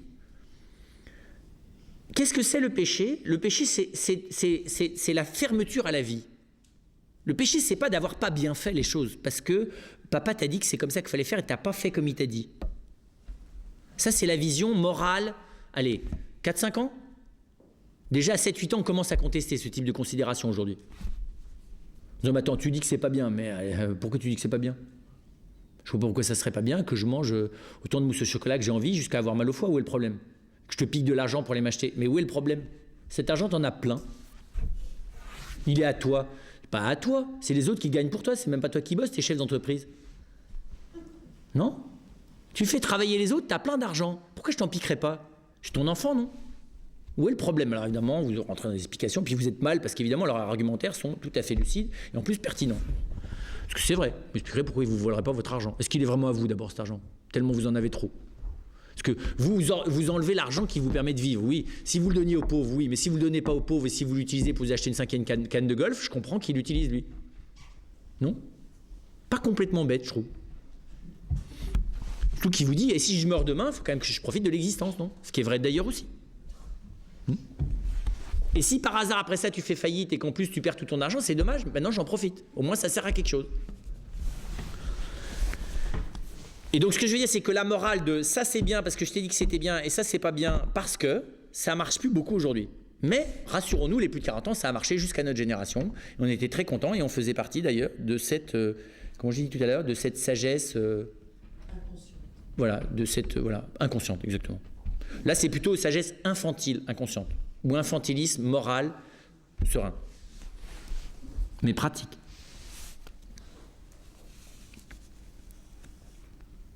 Je dis ça parce que les gens qui conçoivent les lois de bioéthique, c'est des gens de plus de 40 ans. Qui sont dans ces logiques-là et qui ont rarement fait le travail sur eux-mêmes, d'aller travailler sur les remises en cause qui impliquent les mutations dans lesquelles on est, au passage. Lisez les comptes rendus des débats à l'intérieur du comité de bioéthique, d'éthique nationale, et vous verrez. On est, je vous dis, d'abord dans une espèce d'ostracisation de cette espèce de morale infantile sur laquelle d'ailleurs sont fondés les comportements de tous les gens qui sont en train de parler, dans le comité d'éthique, d'accord? Au nom d'une espèce, j'allais dire, de fascination de tout pouvoir. Enfin, je ne sais pas comment expliquer ça, c'est très infantile tout ça. En plus, au sens très masculin, vous savez, de ce que les psychologues appellent le syndrome de la toute-puissance. Ce qu'on appellerait le retour de la toute-puissance infantile. Un bon psychanalyste vous dirait c'est normal, cette génération qui était bien frustrée petit là, qui n'avait pas le droit de faire tout ce qu'ils voulaient parce qu'ils avaient des papas bien écrasants, c'est normal qu'ils se récupèrent une fois qu'ils ont le pouvoir et la technique et qu'ils deviennent enfin créateurs de vie pour pouvoir faire mieux que leur papa. Enfin, c'est la psychologie à 3 francs, mais des fois les raisonnements sont de ce niveau-là sur le plan éthique. Et donc concrètement, quand je dis le péché c'est la mort, c'est que concrètement, le péché dans la Bible, c'est ça, c'est le refus de la vie. C'est de préférer vivre sur mon petit régime vital, qui est morbide, puisque je vais finir par mourir, et qu'en plus, il n'est pas fait pour vivre sur lui-même. Plutôt que, par l'alliance, de laisser la vie de Dieu m'envahir. C'est très simple. Mais aussi, le péché, ça engendre la mort. Parce que ce refus de vie, pour moi, ça me fait prendre des décisions qui engendrent des structures de non-vie pour les autres. C'est ce qu'on appelle les structures de péché. Et les structures de péché, c'est des structures de mort. Et donc, ce qui est très impressionnant, c'est que les structures de mort et les structures de péché sont fondées sur une peur de la vie et un repli égoïste sur le petit pouvoir que j'ai sur la mienne et celle du voisin. Je simplifie, mais ça, c'est le fond de l'analyse de Jean-Paul II. Elle est, je dirais, absolument pertinente. Et donc le grand enjeu, c'est ce que d'ailleurs, c'est le conflit du Christ avec les pharisiens, c'est le péché, c'est le refus de la perte de la maîtrise et du contrôle. D'accord ? Le péché, c'est ça, c'est au fond de prétendre parvenir par soi au contrôle et à la transparence, à la maîtrise et à la transparence. À la transparence, c'est-à-dire à une parfaite compréhension qui justifie la maîtrise que j'ai des choses. Alors, vous comprenez bien, de manière, je dirais, la rencontre du Christ se fait au prix du deuil de cette toute-puissance-là. Je pense qu'aujourd'hui, en amont des questions concrètes de bioéthique, le problème, il est là. Il est sur la culture et les arrière-fonds conscients et inconscients, intellectuels et affectifs, qui animent nos démarches contemporaines. Alors, ceci dit, je ne sais pas comment vous dire ça, c'est pas parce que je suis chrétien que je suis exempt de cette problématique. Enfin, je ne sais pas comment expliquer ça. On peut être pour la vie quand il s'agit d'un combat social et complètement eugéniste dans la manière de fonctionner dans un espace familial. Entendons-nous bien. Mais c'est ça, j'allais dire, le Christ vient me libérer, vous voyez, de l'orgueil destructeur de la vie, par peur, au fond, de laisser la vie me déborder. Et d'abord la vie de Dieu.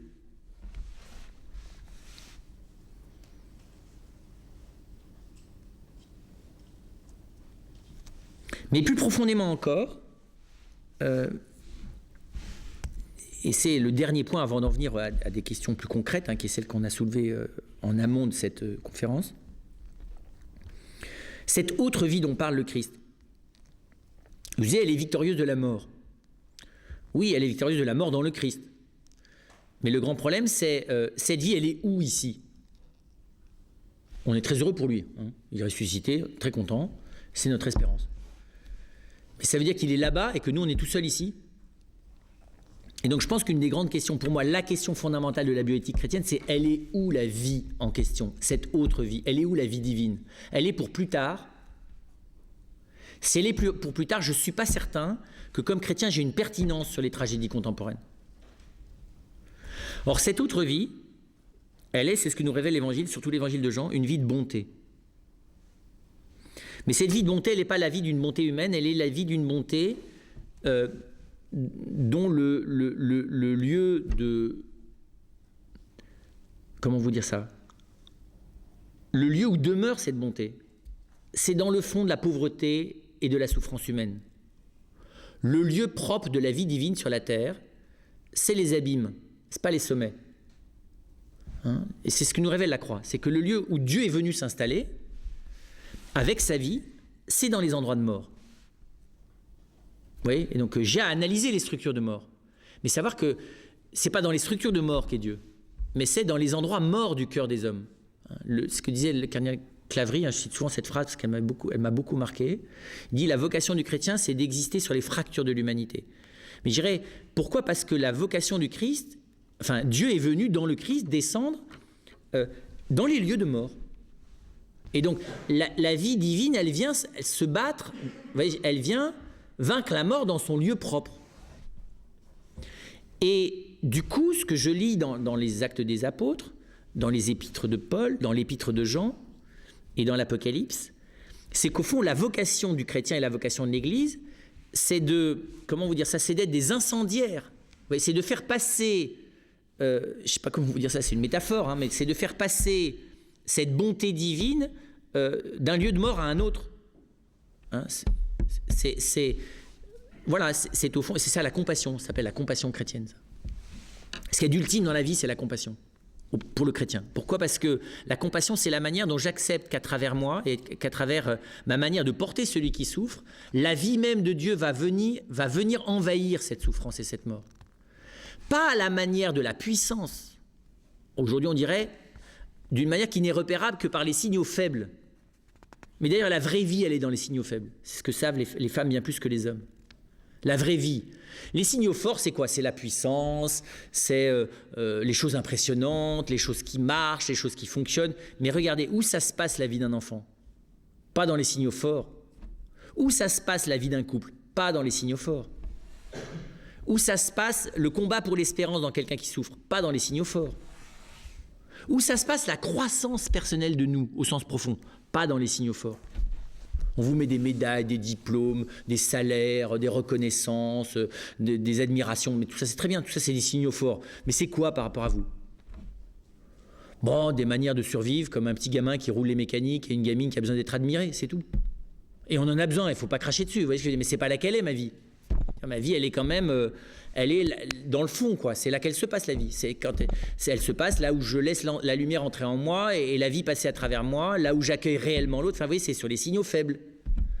Dans les grands mots, on est tous d'accord pour accueillir les autres. Mais dans le réel, on est très faible. Ça, vous voyez, si je dirais, ça se négocie à demi-mot dans le brouillard, de manière pas claire, l'accueil des autres. Il faut quand même être clair. C'est pas parce que vous ouvrez la porte que vous accueillez la personne. Non. D'ailleurs, moi, ça arrive, vous savez, vous arrivez chez des gens, ils vous accueillent très bien. Donc, la table est super servie, l'ambiance est superbe, c'est une manière de vous éviter dans votre personne. Parce que si vous rencontrez dans votre personne, ça mettrait un bazar dans l'espace, là. Moi, j'ai vu une fois comme ça des gens accueillir le Père Philippe, vous savez, comme on transporte une bombe nucléaire. C'est-à-dire que, en gros, parce que les saints, c'est un peu comme ça. En gros, c'était de dire, on vous accueille, mais vous avez intérêt à rentrer dans le fonctionnement social de l'espace dans lequel nous sommes, et de jouer le rôle qu'on voudrait que vous jouiez, c'est-à-dire de nous valoriser parce que vous êtes une personne édifiante et considérée dans notre société comme tout à fait louable, et qui puisse nous valoriser. Mais si vous voulez bien, ne sortez pas du rôle. Ce qui est vraiment pas son truc. Donc il est sorti du rôle, ça s'est pas bien passé. s'est mis à faire le pitre, même avec un... Et donc, voilà, la vie divine, elle est là. Elle est dans cette... c'est une autre vie. C'est pas seulement une autre vie parce qu'elle est divine au sens éternel. C'est une autre vie parce que la vie divine, elle est venue descendre dans l'humain. Et elle est venue s'installer spécifiquement. Alors pourquoi là ? Ben parce que c'est là que, semble-t-il, elle se communique le mieux. De personne à personne. C'est dans cette lumière-là, que j'ai regardé la sexualité, la fécondité, la fin de vie, le commencement de la vie, c'est les situations limites de souffrance et l'aide technique, médicale que je peux apporter à ceux qui souffrent. Si je ne suis pas là, si je ne vais pas jusque-là, je dirais, il me semble que le philosophe, le politicien, s'il ne va pas jusque-là, il a non pas un devoir du principe de précaution, il a un devoir d'humilité, c'est de voir qu'il n'est pas capable de traiter cette question de manière objective. Oui, je ne sais pas comment vous dire ça. La vie, ça ne peut pas se traiter de manière neutre. À la limite, l'être, ça peut se traiter de manière neutre. Pas la vie. Parce que je suis directement impliqué dans cette histoire-là. Parce que c'est mon histoire, la vie. La mort, c'est mon histoire. La souffrance, c'est mon histoire. La fécondité, c'est mon histoire. La stérilité, c'est mon histoire. Vous voyez, je ne sais pas comment dire ça. Je ne peux pas me distancier de cette question. Et c'est vrai, c'est la Genèse qui me révèle pourquoi. Et donc je pense que, on va laisser la place aux questions, mais vous voyez bien, par exemple, la sexualité dans ce regard-là, elle est d'abord regardée comment ?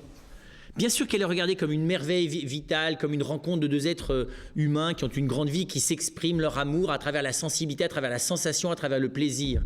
Bien sûr. Mais concrètement, dans un regard chrétien, c'est aussi le fait que c'est un lieu extraordinairement exigeant de la rencontre de l'autre, dans lequel toutes mes fragilités apparaissent dans la rencontre de l'autre. Et dans laquelle l'échec est beaucoup plus au rendez-vous statistiquement que l'euphorie. Et que donc, que le mystère du Christ, il est évidemment un lieu privilégié à cet endroit-là. Vous voyez, mais on n'est plus du tout, enfin, vous voyez, dans la morale, vous voyez ce que je veux dire, au sens où on l'entendait, on est dans autre chose. On est dans une alliance vitale de miséricorde et de rédemption, c'est pas la même chose. Et donc je pense que vous voyez, la sexualité, du coup, dans ce regard-là, elle est regardée comme la manière dont deux êtres fragiles, habités par Dieu, sont confiés l'un à l'autre, jusque dans leur corps. Et où l'accueil d'une vie qui leur fait peur, c'est normal, puisqu'elle est une vie trop grande pour eux, qui est celle d'un enfant. Et si elle veut être vécue de manière vraie, cette attente et ce désir d'un enfant doit être vécu dans cette pauvreté heureuse. Enfin, vous voyez, je ne sais pas comment dire ça. Voilà. C'est ça que ça veut dire.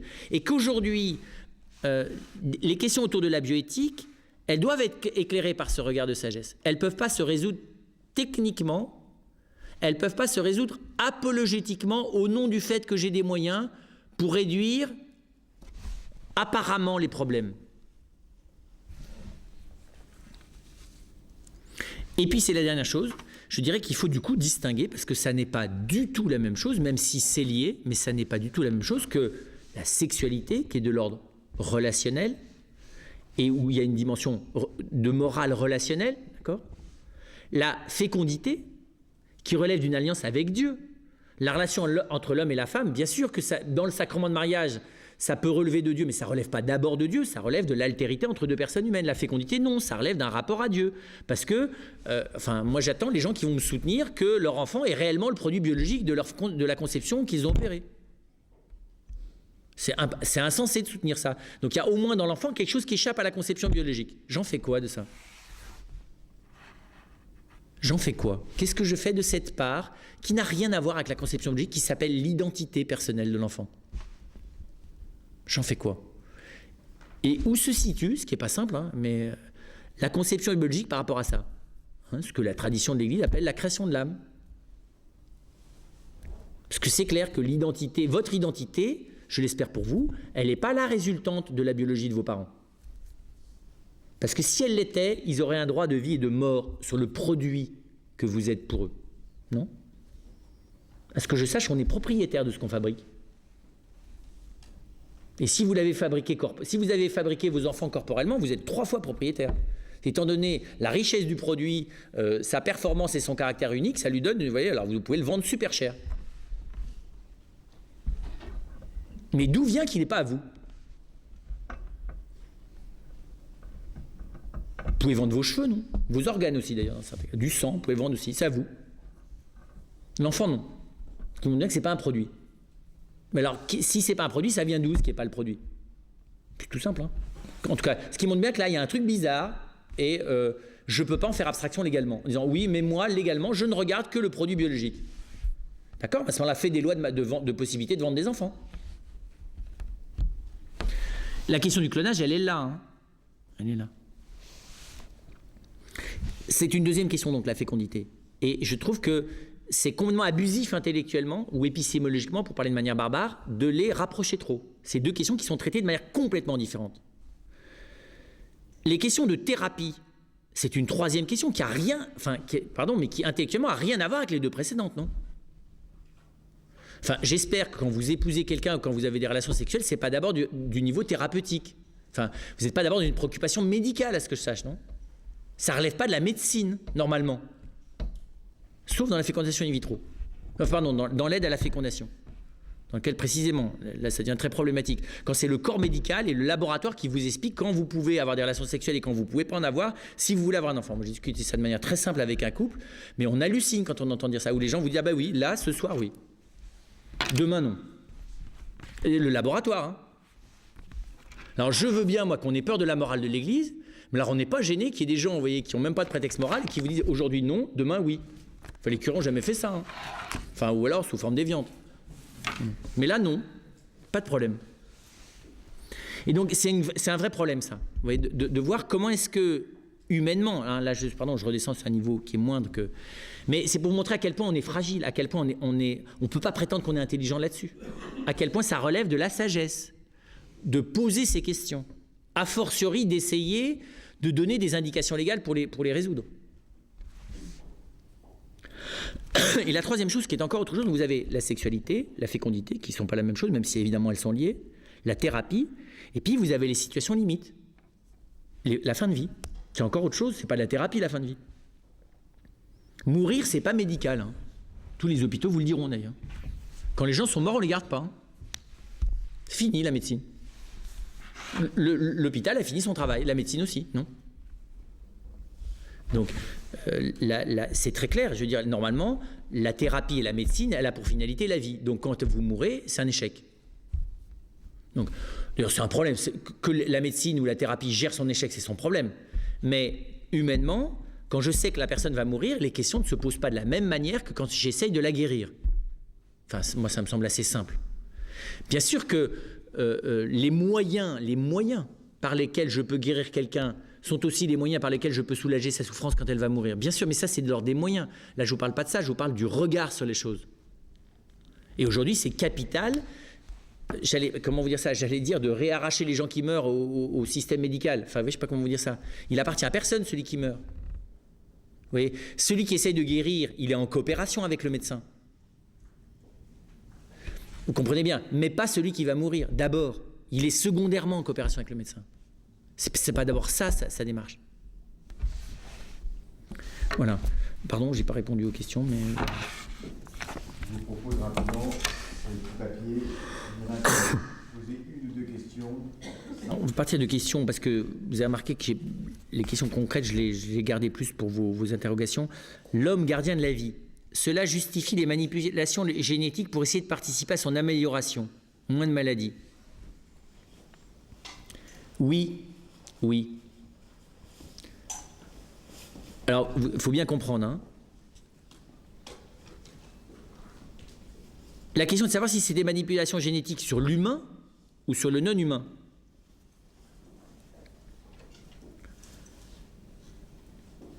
Et les manipulations génétiques sur le non-humain, ce qu'on appelle les croisements. Alors, vous voyez, j'irai là aussi. La question, ce n'est pas la manipulation génétique comme telle, puisque je vous dis que Jacob la pratique et que le père Clément, qui a inventé la clémentine, l'a pratiquée aussi. Et que tous les croisements végétaux et tous les croisements animaux et toute l'optimisation de toutes les plantes agricoles depuis toujours se font sous cette forme-là. Et je dirais là, donc il ne faut pas dire non à la manipulation génétique. Par contre, la question est de savoir, cette manipulation génétique, est-ce qu'elle se fait sur la base d'un respect du vivant et d'une optimisation du vivant à partir de l'expérience que j'en ai, ou est-ce qu'elle se fait à partir d'une logique de toute puissance à la lumière d'une approche abstraite du vivant? Donc je serai très précis, moi. Se servir d'une analyse de l'ADN d'une plante pour travailler dessus et chercher à optimiser ses qualités, indépendamment d'une réflexion même sur une plante, sur ce qu'est sa cohérence biologique propre, moi me semble dangereux. Pourquoi? Parce que, là, alors là je vais être philosophe, hein, la science, l'outil scientifique abstrait le réel et quitte fondamentalement la cohérence ontologique des choses. Tout regard scientifique oblige à quitter la cohérence ontologique des choses. Et donc, l'usage de l'outil scientifique dans la fabrication d'un objet ou dans l'action sur le vivant, parce que l'objet, vous comprenez, dans la matière, c'est pas très grave, mais dans l'action sur le vivant, réclame que cette analyse soit rééquilibrée et soit ancrée dans une considération sur la qualité ontologique des choses. Alors pardon, ça peut vous paraître un peu abstrait, hein, mais ça veut juste dire que si demain, je peux fabriquer une vache à 12 têtes et à 40 pattes qui fait 10 mètres de long et qui me donne du lait en plus grande quantité que d'autres vaches qui sont des vaches à peu près normales, même si je les ai optimisées par croisement, eh bien, ça pose problème. Et je pense que ça pose pas seulement des problèmes esthétiques. Ça pose des problèmes éthiques. Quel rapport, quel droit l'homme se donne-t-il sur le monde physique? Et a fortiori le monde vivant, mais déjà sur le monde physique. L'homme a-t-il le droit de se servir du monde physique comme il veut? Eh bien, pas de chance. Le déséquilibre climatique nous montre que non. Dommage, c'est un peu tard. C'est typique, d'accord? Et donc, j'allais dire, l'outil scientifique ne peut pas être la base d'un discernement moral. C'est très simple. Parce que le discernement moral se fait à partir de l'expérience humaine que j'ai des choses. Et la science n'est pas une expérience humaine. La science, elle me donne une analyse abstraite. Et donc, il faut que l'outil scientifique dont je me sers soit resitué et vienne éclairer, pour être très précis, vienne éclairer le discernement éthique que j'opère sur la légitimité de mes actions à vue expérimentale. C'est typique de l'exemple de la médecine. L'usage d'un médicament à cause des qualités chimiques qui sont les siennes ne peut pas se faire de manière déontologique et éthique sérieuse si cette possibilité d'action chimique n'est pas resituée dans l'appréhension globale et personnelle du malade ou du patient auquel je vais donner ce médicament. Vous voyez ce que je veux dire? C'est ce que font les vrais médecins. Hein. Un vrai médecin, il relativise les données scientifiques qu'il a et il les instrumentalise pour éclairer le discernement qu'il opère sur ce qui est bon sur le malade. Mais progressivement, la fascination et la sécurisation politico-scientifique, vous voyez, de garantir que je me suis servi du médicament qui scientifiquement était le bon. La personne est morte, c'est pas ma faute. Vous voyez, on est dans cette logique-là aujourd'hui. Peut-on faire l'abstraction, peut-on faire l'économie d'un discernement à vue humaine? Non. Et j'ai pas le temps de vous le montrer là, mais philosophiquement, ça me semble parfaitement clair. La science me fait quitter le monde de l'expérience. Elle me fait entrer dans un monde d'abstraction. D'un monde d'abstraction qui touche le réel, bien sûr, hein, c'est efficace, mais d'un monde d'abstraction. Toute la discussion autour de l'allopathie et des formes alternatives ou du retour de la médecine traditionnelle ou de l'homéopathie sont fondées sur des choses de ce type-là. Voilà, et donc j'allais dire, manipulation génétique au sens où j'ai le droit d'optimiser le vivant pour qu'il soit plus qualitatif, oui. D'ailleurs, j'allais dire, dans les civilisations traditionnelles, les femmes chargées de veiller à voir quels sont les jeunes qui pourront finalement faire de bons couples qui durent, tiennent aussi compte de leur complexion physique. Pas comme Jacob, hein. Mais on est dans la manipulation génétique. C'est par pur amour qu'on choisit telle personne plutôt que telle autre? C'est vrai, il faut se poser la question. Est-ce que vous auriez choisi quelqu'un dont l'âme spirituelle est magnifique, mais avec une complexion chétive, asthmatique, rachitique et un peu débile. Pas sûr. Peut-être pour des raisons surnaturelles, mais pas pour des raisons naturelles, non? Vous voyez, donc moi je prends manipulation génétique au sens où effectivement, la génétique, je l'assume. Et j'ai un discernement à opérer sur elle. On prend un risque plus grand en ayant un enfant au-delà de 40 ans, y compris pour son équilibre, vous voyez, que quand on en a 20. Oui. Les conditions physiques dans lesquelles on est, les maladies qu'on a attrapées, la fragilité dans laquelle on est, voilà, même l'héritage génétique qu'on peut avoir, effectivement, conditionne la prudence que l'on exerce sur la décision d'avoir un enfant. Quand on a une maladie génétique, voilà, et qu'on le découvre, et qu'on a déjà eu deux fois des enfants qui en ont eu, pour la troisième fois, est-ce qu'on y réfléchit?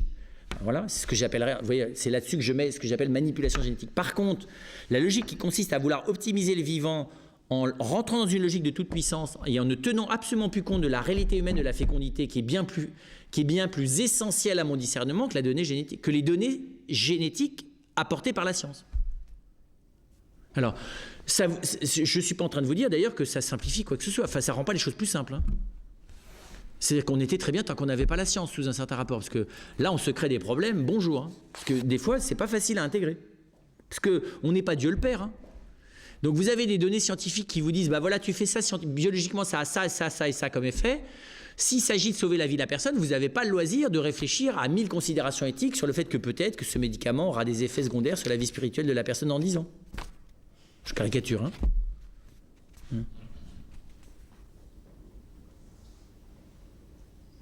Par contre, c'est une chose, je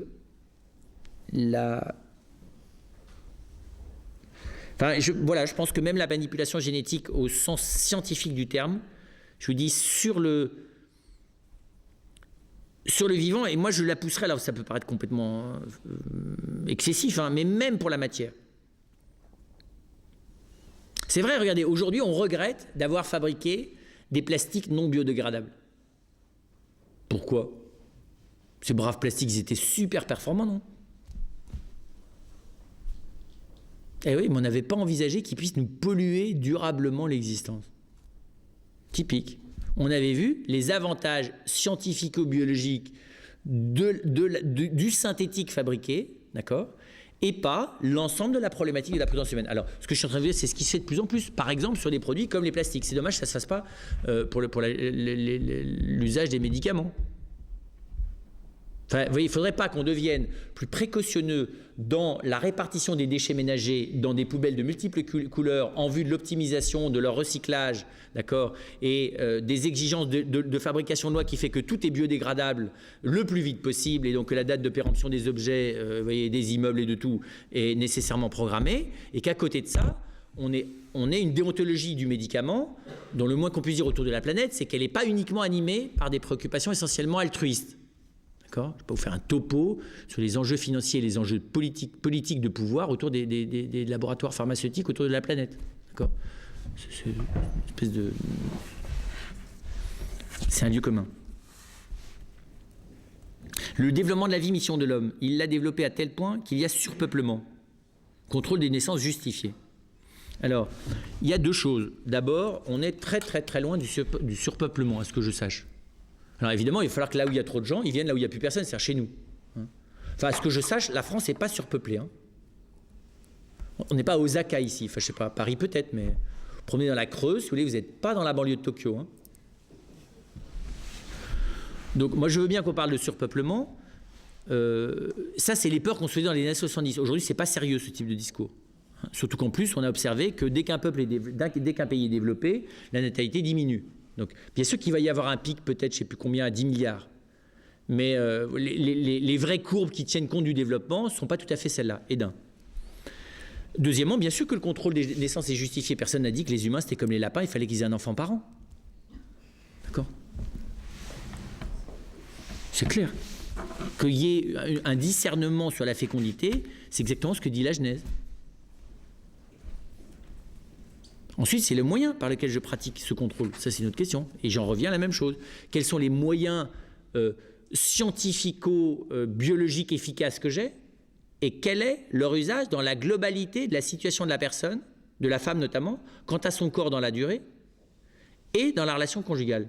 Voilà, c'est ça la question. C'est tout. Alors vous me direz oui, mais concrètement, c'est très difficile de trouver une bonne solution. Ça, je vous l'accorde tout à fait. Bien sûr. Mais la vie est-il un domaine dans lequel il y a des solutions?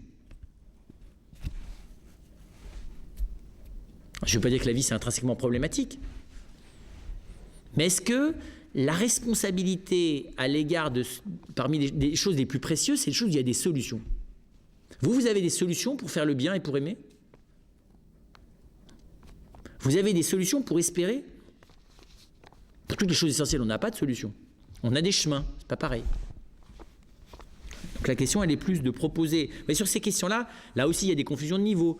On se met face au surpeuplement en disant nous allons gérer ça. Comme si c'était une gestion, vous voyez, planétaire qui descend d'en haut en plus, vous voyez, et qui va proposer à des peuples d'ailleurs sous-développés sur la question, comme tout le monde sait d'ailleurs, des solutions évoluées et scientifiques. Vous voyez, là encore, on est dans une quantité de, je sais pas comment dire ça, de prétention, de logique de toute puissance, de non-respect des personnes, de non-prise en compte. Alors on dit oui, mais on n'a pas le temps.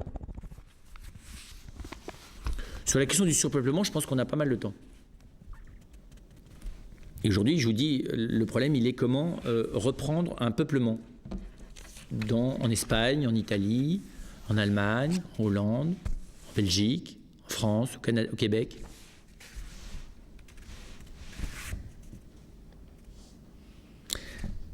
Vous parlez comme s'il y avait deux vies, la vie humaine et la vie divine, bien sûr.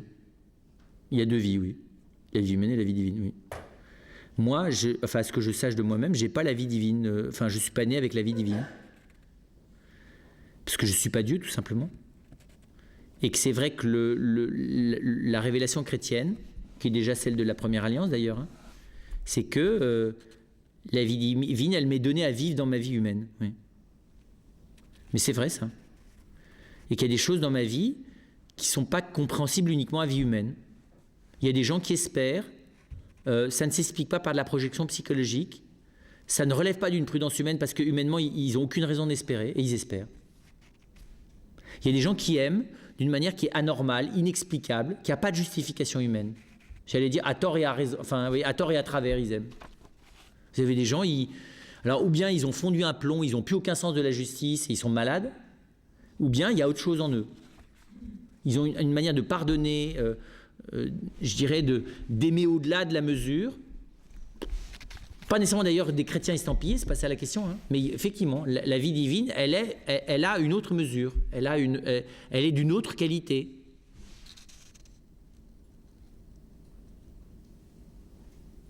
Jésus vient de nos blessures soigner et guérir jusqu'où?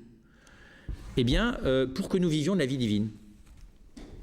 Donc Jésus ne vient pas restaurer notre vie humaine pour qu'elle se retrouve dans son état incassable. Vous avez remarqué, quand on est baptisé adulte, à plus de 40 ans, on ne revient pas dans la santé que maximum quand on en avait 24. La grâce, par contre, ce que Dieu vient guérir et soigner, c'est ce qui relève directement du désespoir, de l'incapacité d'aimer, et, comment vous dire ça, de l'angoisse de l'ignorance. Dieu vient me donner la lumière, Dieu vient me donner son amour, et Dieu vient me donner sa présence. Alors, il ne vient pas le faire tout de suite de manière psychologique. Je peux avoir la foi et rester avec des angoisses psychologiques. Mais les angoisses psychologiques, ce n'est pas la même chose que les angoisses métaphysiques. Et la foi, elle vient me guérir de l'angoisse métaphysique. Alors vous me direz, c'est un peu subtil comme distinction. Oui, mais c'est tout à fait différent. L'angoisse psychologique, c'est un état incontrôlable, dans lequel je n'ai plus aucune conscience de ce que je suis et j'ai le sentiment que. D'accord ? L'angoisse métaphysique, c'est quand j'ai la certitude intellectuelle qu'au fond, rien n'a de sens. C'est pas pareil. Ça, la foi vient guérir ça. Elle vient m'éclairer sur le fait que c'est pas vrai, que rien n'a de sens. Elle ne me guérit pas nécessairement du ressenti que j'ai que rien n'a de sens. Mais elle vient me guérir de la prétention intellectuelle que rien n'a de sens. La grâce, la vie divine vient me guérir, pas du sentiment de désespoir, mais elle vient me guérir du désespoir effectif. Donc elle vient me guérir de la certitude volontaire qu'il n'y a rien à espérer.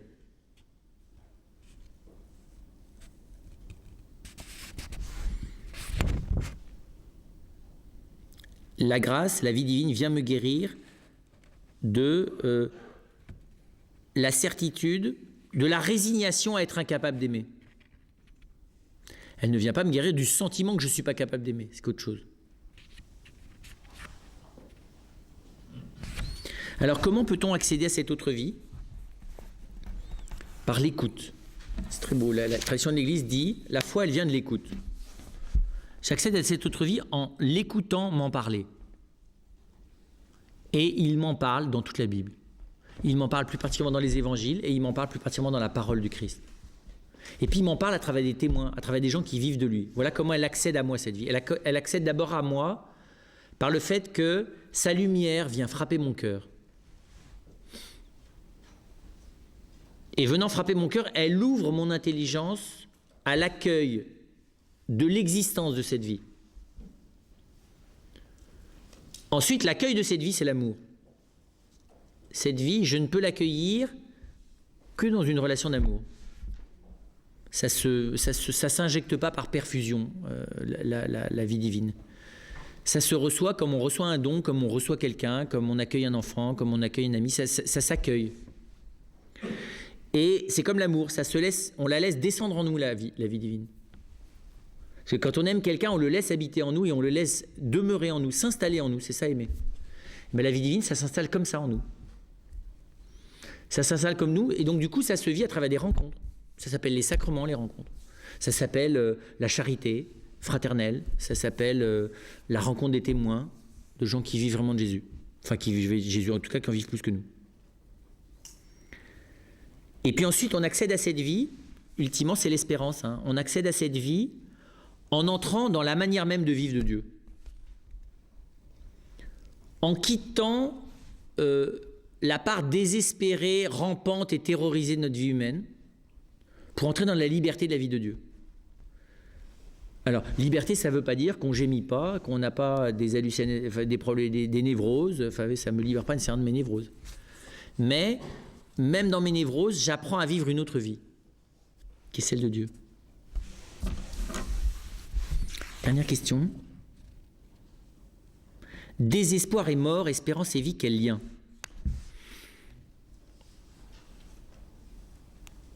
La mort, c'est l'échec matériel, sensible et psychique de la vie humaine. Et donc, c'est désespérant la mort. Enfin, au sens très technique du terme. Hein. C'est-à-dire que le jour où je m'aperçois que je vais mourir, mon espoir d'être toujours vivant disparaît. C'est très simple. Non, c'est simple. Alors, évidemment, quand on a 20 ans, c'est pas une question. Sauf si on vit des événements qui nous font croiser la mort. Quand on a plus de 60 ans, ça commence à être une question assez fréquente. Quand on a plus de 70, il faut être vraiment inconscient pour que ça n'en soit pas une. Voilà. Donc c'est, vous voyez, mais je dirais sereinement désespérant. Voilà, l'espérance qui est spontanée. C'est vrai, quand on vit, on aurait envie de vivre toujours, surtout quand on est jeune. Puis on s'aperçoit qu'on ne va pas vivre toujours. Puis on constate expérimentalement qu'on ne va pas vivre toujours. Là, du coup, on fait le deuil d'une vie qui va, humaine, terrestre, jeune, dynamique, pleine de santé, qui va durer toujours. D'accord ? Donc on apprend progressivement d'ailleurs à faire à travers la vie, l'usure de l'organisme, les fragilités qui augmentent, le vieillissement, voilà. On commence à vieillir à partir de 24 ans. Hein.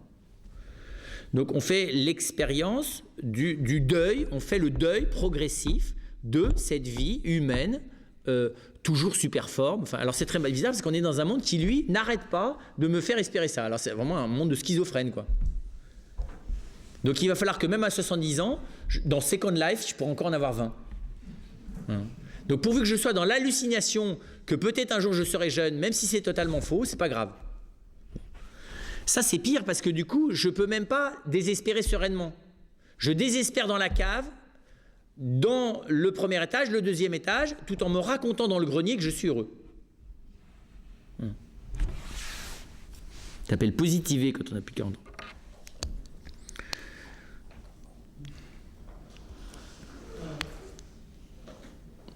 Mais la mort, si j'ai un vrai sens spirituel, n'est pas un désespoir spirituel, c'est pas un désespoir absolu.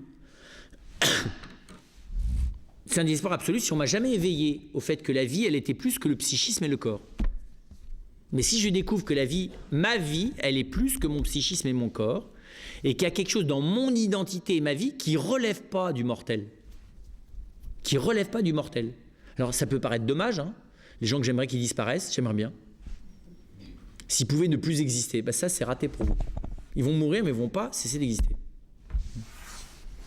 Alors on me dit oui mais ça c'est de l'hallucination. Non, non, je vous assure, allez voir d'un peu plus près dans les gens que vous aimez parce que c'est les seuls auxquels on peut vraiment accéder et vous apercevrez qu'il y a vraiment un truc qui dure. C'est incassable quoi, vous pouvez taper dessus, ça bougera pas. C'est pas de l'ordre du devenir. Donc c'est déjà pas mortel. Alors, dans quel état ça survit, ça j'en sais trop rien.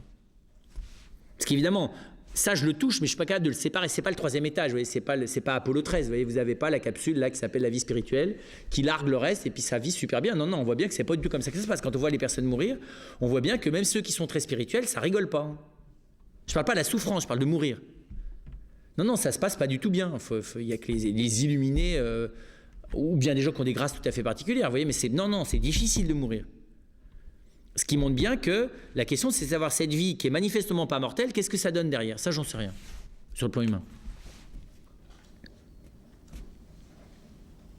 Mais alors, vous allez me dire, oui, mais heureusement, on a Jésus qui vient nous le dire, ce qu'il y a de l'autre côté. Non, non, pas du tout. Lui, il vient me faire vivre déjà ce qui est au-delà d'ici et de là-bas.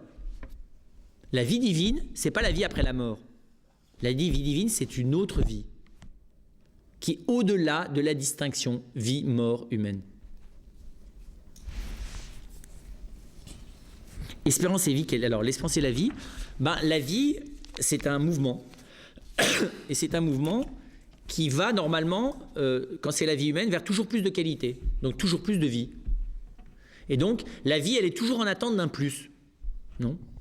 Et donc, elle est naturellement dans l'espérance. Et le mûrissement de l'espérance, c'est d'apprendre à voir les endroits où c'est légitime d'attendre un plus, et les endroits où ça devient insensé d'attendre un plus, les endroits où c'est fantasmatique et délirant d'attendre un plus. Et c'est même le stade d'après, c'est d'arriver à voir que là où je n'ai plus qu'à attendre un moins, il y a du plus. Par exemple, ma grand-mère, je finirai par ça. Ma grand-mère, à la fin de sa vie, me disait, elle s'était convertie, ma grand-mère, parce qu'évidemment, elle avait grandi dans le sacrifice, la pénitence, enfin tout ce qui est le morbide. Là. Puis à 70 ans, j'étais en train de la vie religieuse, et alors, tout heureux de ce que j'avais découvert auprès du Père Philippe, j'étais allé la voir en disant, mais mamie, au fond, ta vie de sacrifice, tu as vécu dans le sacrifice. Hein, voilà, elle m'a confirmé, alors je lui ai fait dire 3 fois, et la mortification, tout ça. J'ai dit, tu sais, Jésus s'en fout complètement, ça ne l'intéresse pas du tout, c'est pas ça du tout le programme en fait. La seule chose qu'il veut, c'est habiter ton cœur et t'aimer. Alors c'était très beau parce que son cœur comprenait mais pas sa tête. Et elle me disait, mon petit-fils, je ne comprends pas très bien ce que tu me dis. Moi, ça me rassure la justice divine, comme je la lis dans les psaumes. L'évangile, ça me fait un peu peur, mais je te fais confiance. Donc et alors, ce qui était très beau, c'est que, fort de ça, un jour, elle me dit, tu vois, elle commence une phrase, puis elle ne trouvait plus ses mots. Elle me dit, j'ai oublié ce que j'allais dire. Mais ça m'arrive souvent, en fait. Je ne sais plus ce que j'allais dire, mais c'est sans doute parce que ça n'avait aucun intérêt. Donc Jésus me coupe la parole, c'est beaucoup mieux. Vous voyez, c'est transformer le moins en plus. Ça, je pense que c'est pas simplement dans la durée, jusqu'au bout, c'est pas uniquement de la sagesse, c'est vraiment de l'espérance théologale. C'est vraiment, si vous voulez, encore une fois, cette vie déjà bien plus grande que moi, qui prend le dessus et qui rend les occasions de perdre, y compris douloureusement, en occasion de don. C'est très étonnant ça. C'est très bouleversant ça, chez les personnes qui sont... alors, quand elles ne sont pas trop dans la souffrance, hein, on s'entend, mais c'est encore plus admirable quand c'est dans la souffrance, quand la perte se transforme en don. C'est vrai d'ailleurs, c'est ce qu'on vit tous les jours. Vous savez, quand vous avez perdu 100 francs, 100 euros, vous pouvez vous désespérer de les avoir perdus, puis une fois que vous êtes sûr que vous n'allez pas les retrouver, vous pouvez être heureux de la personne qui va les trouver. C'est transformer la perte en don. Et c'est vrai qu'il y a quelque chose comme ça, on n'y pense pas assez. Le fait que, et je dirais l'espérance divine, c'est précisément celle qui me fait découvrir que toute perte vitale devient un don de moi-même aux autres. C'est pas visible, ça s'affiche pas sur les placards, mais c'est clair.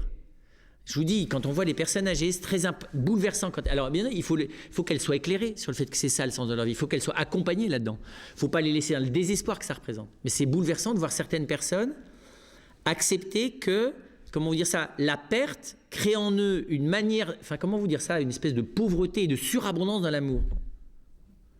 C'est pas vrai chez tout le monde, mais on a presque tous rencontré des gens en fin de vie chez qui il y a une, je sais pas comment vous dire ça, moi, une espèce de diffusion de l'amour qui se sert de la pauvre, enfin vous voyez, je sais pas comment dire ça, qui est d'autant plus touchante qu'ils n'ont plus rien.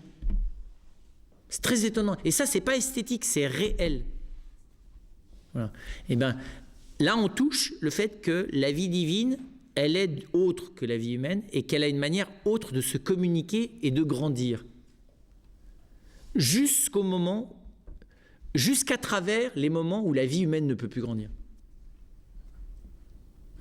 Par exemple, sur les situations de handicap profond, durable, ça donne une toute autre lumière. Et pas seulement une lumière théorique, hein, je pense à ce que vivent les gens à l'Arche de Jean Vanier. Tout ce qu'a fait Jean Vanier à l'Arche, c'est animé par une espérance théologale. Jamais quelqu'un n'aurait pu entreprendre ce qu'a fait Jean, c'est-à-dire être capable d'apprendre. Comment vous voulez apprendre à discerner que la vie continue d'exister dans un handicap extrêmement profond? Impossible. Si vous n'avez pas quelqu'un qui l'a fait pour vous. C'est ce que Jean a fait pour les suivants. Moi, j'ai travaillé avec des éducateurs de l'Arche. Et alors, c'était très impressionnant parce que ils étaient d'ailleurs assez désespérés et j'ai fini par comprendre qu'ils étaient désespérés parce que Jean Vanier leur parlait de la beauté du pauvre. Et eux, ils étaient dans des foyers avec des handicapés profonds et en fait, ils n'y voyaient rien du tout. Je leur dis, mais en fait, vous ne savez même pas que c'est des personnes humaines. On ne va pas le dire trop fort, mais en fait, vous ne savez pas. Vous en doutez même. Il dit, oui, on ne va pas le dire, mais en fait, on en doute. Vous y croyez, mais vous n'en avez aucune certitude parce que vous n'êtes pas allé voir. Et la question, c'est comment on va voir? Comment on descend dedans pour aller voir que c'est une personne humaine? Mais ça, c'est très étonnant. C'est possible que grâce à l'espérance théologale. Et c'est très beau de voir que Jean, il a fait ça pour les premiers. Il a communiqué cette espérance, même à ceux qui n'avaient pas, entre guillemets, la foi estampillée catholique. C'est secondaire, ça, parce que ce genre de choses, c'est contagieux, même au-delà des frontières officielles.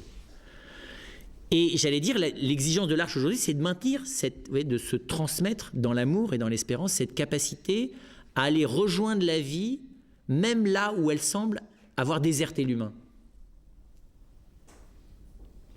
Mais je pense que c'est toute la différence entre ce que Jean essayait de faire à l'Arche, voyez, et simplement essayer de veiller dignement sur le fait que la personne humaine de l'handicapé profond n'est pas une chose, voyez, sans inventer des moyens d'accès à son cœur.